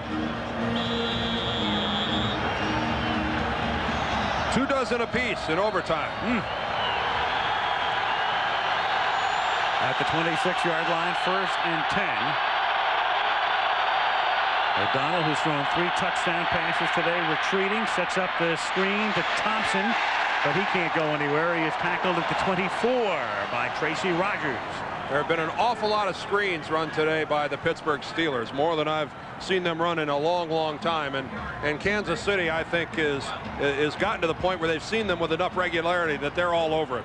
Well, they did a lot of this when Barry Foster was healthy, and for all the right reasons. They got away from it a little bit. They used a lot of 2 setbacks with Hodge and Thompson. They've come back to it today primarily because of Smith and Thomas and their strong pass rush, I'm sure. 2nd and 12 at the 24-yard line. Thompson, he takes it to the 31. 3rd and 6 upcoming. Well, Kansas City is thinking Eric Green, and Eric Green in that order. And they might get Merle Hodge. Yep. Merle Hodge. Yep. Good coming out of the backfield. This will, if we see an overcommitment by the Chiefs, somebody else here is going to be open. Maybe exposing Kansas City to the big play. 3rd and 6 from the 31-yard line. Green in motion. O'Donnell from the shotgun. O'Donnell to Graham. First down out to the 46-yard line. I think that what Bill Cowher told us yesterday, if they overcommit on Eric Green, that means we're going to have one-on-one with our wide receivers. And what are we going to run? A lot of crossing patterns, a lot of things underneath. When they needed it, that's exactly what they went to right here. Same philosophy that you get from the 49 of the West Coast attack. Brent Jones with the 49ers. You cover him with a deep man, you're going to get single coverage on either Rice or Taylor. The Same idea. Kansas City safeties are thinking Eric Green right now. Here's Thompson. Stopped a little short of the 50 up at the 49-yard line. Gain of 3. It'll be 2nd down and 7. Boy, in all the raves that we've been giving Joe Montana, Neil O'Donnell has quietly played a superb football game. His offensive line has protected him. He has thrown the ball well. Well, for a guy with a bad elbow and a bad shoulder who has his practice time limited every week, well, this guy's just a baby here in the National Football League. He's going to be a fine player for a long time. Here comes the blitz. On 2nd and 7. They pick it up, and the pass incomplete, intended for Stone, who had position on Albert Lewis, but O'Donnell was forced to get rid of it in a hurry. 3rd down. You don't want to be too harsh on the existing group of Pittsburgh wide receivers, but how desperately do they need a Lynn Swan or a John Stallworth or a Lewis Lips? They need a big-time playmaker on the outside, and I'd have to think that it's going to be a #1 priority for this group. 3rd and 7. O'Donnell stepping to the side. Green has it deflect off his hands. 4th down. Well, O'Donnell flushed from the pocket, had an opportunity. Green was coming open. Hurried it. One that might have been caught, but it would have been a great effort on the part of the big man. Right about this point, O'Donnell's being flushed from the pocket, looking desperately for the receiver. And over the 6'5" outstretched arms of the big man, Eric Green. Mark Royals into punt. Line of scrimmage is the 50. And it bounces out of bounds between the 20 and 25-yard line. They spot it just outside the 20. And that's where Montana and the Chiefs will take their 2nd possession of overtime. Well, as soon as this one is over, we go to the Silverdome in Pontiac, Green Bay and Detroit in the NFC wild card game. We are 5 minutes and 4 seconds into overtime. Doesn't make any sense to tell you how much time is left in overtime. They just play forever in postseason. So much on the line. We talked about the season that began way back last summer. One of these teams is going to go home. It's all over for one of these teams this evening. What an emotional drop it is, too, having been there. 1st and 10, Kansas City. Fake to Allen. Over the middle, incomplete. Intended for Willie Davis. And a flag is down.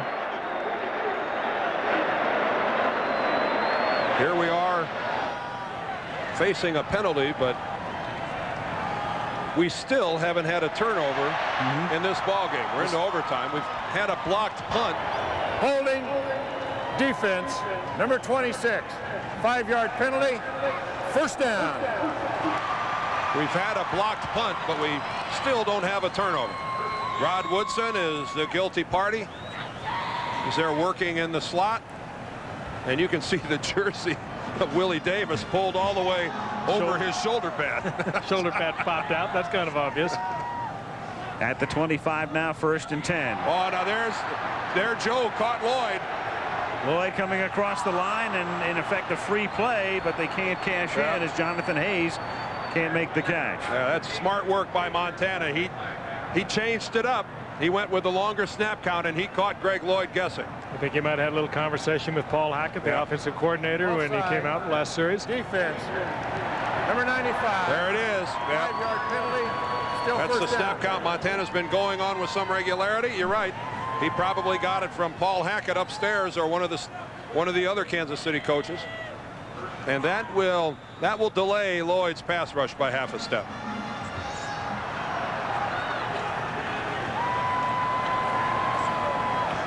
First and 5 at the 30-yard line.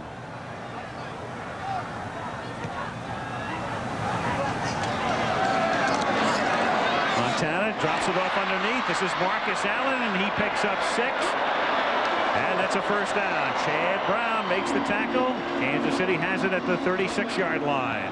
One good old boy, Joe Montana, relying on another good old boy, Marcus Allen. He wanted to go to McNair on a slant from the right side. He looked over there, started to deliver to McNair. He was covered. He knew exactly where Allen would be. Allen did not disappoint him. 1st and 10. The line of scrimmage, the 37. 6 minutes into overtime.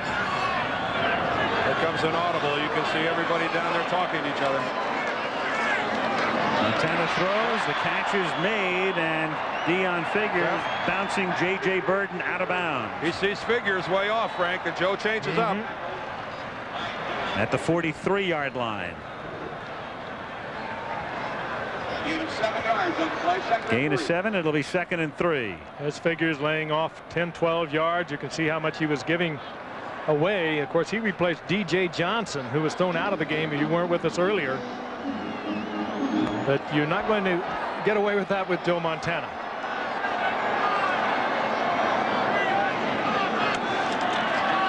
Montana on 2nd and 3. Throwing, that's enough for a first. Jonathan Hayes makes the catch up at the 49-yard line. Surgery. Dink here and a little short one there, a little out. No jeopardy. High percentage stuff. We've watched it for 15 years. Jonathan Hayes, whose numbers improved remarkably with Joe Montana and offensive coordinator Paul Hackett coming here. His big year was 9 receptions. He had 24 this past season. The other tight end, Keith Cash, had also 24. 1st and 10 at the 49-yard line. Davis in motion. McNair just barely across the 50-yard line. Minimal gain. 2nd and 8 upcoming. Chiefs trying to get into Nick Lowry's field goal range, something they thought they had done as regulation ended, but Lowry missing a 43-yarder that would have won it. Will he get another chance? But justice was served. Mind you, again, his range, his best 58 yards, and he probably can still reach that. And 2nd and 8. Cash. And a big money play for Keith Cash as he takes it to the 32-yard line. This has been a big day for this fellow from Texas. Remember, Keith Cash blocked the punt that set up the Kansas City score that allowed them to tie the game, and now this play in overtime. He gets a big-time block from Willie Davis too, Dan, right here. There's Yes, Davis. 18-yard gain. They're within range for Lowry. If they don't get another yard, you're looking at a 49 or 50-yarder. Don't say 49er with Montana in the game. Right. Marcus Allen to the 28-yard line, tackled by Levon Kirkland. Well, well, well.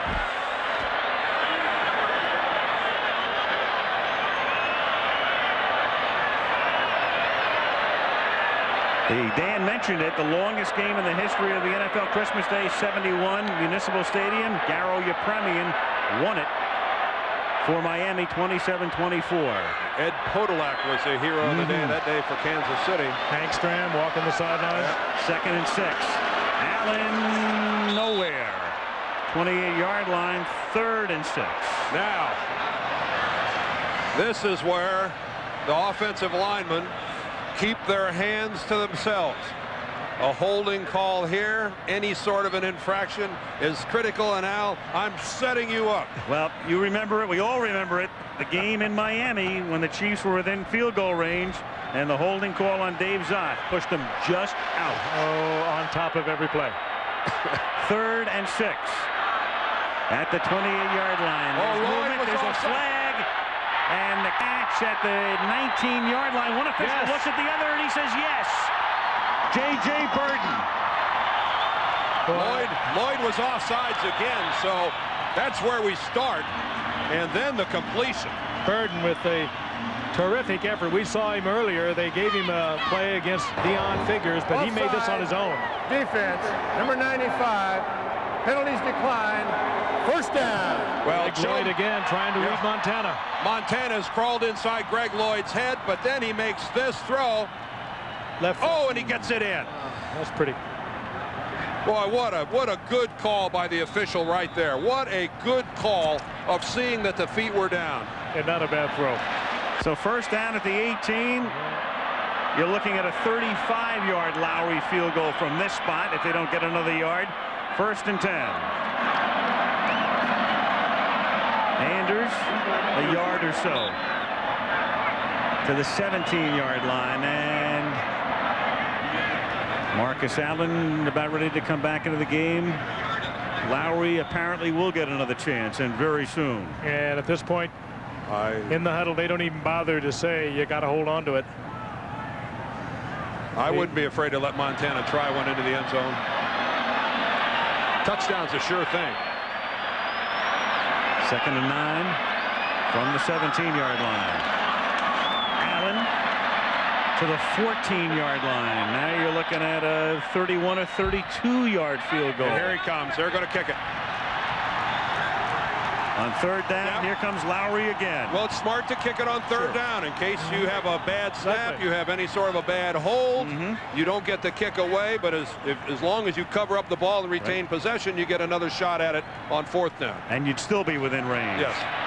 A 32-yard attempt. He's made one from 23, missed one from 43. Danny Villa to snap it, Brian Barker to hold it.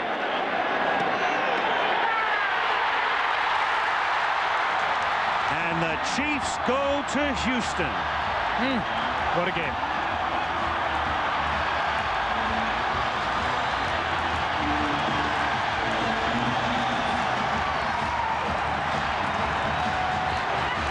And the teacher beats the student.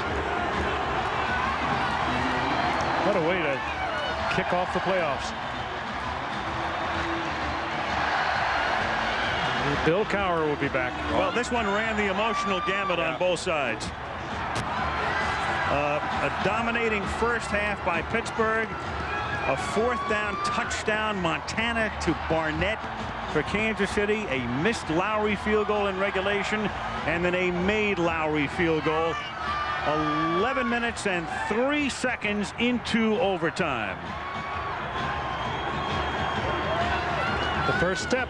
Al, you said they brought him in to get them through the playoffs. He's taken one big step. Houston will not be easy. Keith Cash playing a vital role in today's game. And with the salaries the way they are these days, it's appropriate. A guy named Cash could be a big star. ABC's Wild Card Playoff game has been brought to you by New Wavy Lays. They're not your ordinary ridge chip, they're Lays. Teacher and pupil embracing there. Lowry wins it in overtime for Kansas City. Chiefs go to Houston next week as Casey wins it in overtime. Al Michaels, Frank Gifford, Dan Deirdre, so long from Kansas City. Stay tuned. Coming up next, Green Bay at Detroit. Sunday night. Continue with Dick Vermeil. I'm Brent Musburger. The Detroit Lions, winners of the NFC Central, playing one of their arch rivals, the Green Bay Packers. These two teams have played 127 times in the regular season, but this is the first time ever in the playoffs.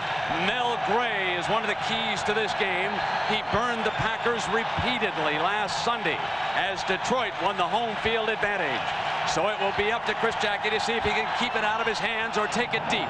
This time he'll take it down to the end zone. Derek Moore off the injured list has it. Moore down at the 20-yard line. And now Dick Vermeil. Here comes Barry Sanders. What does he mean returning to the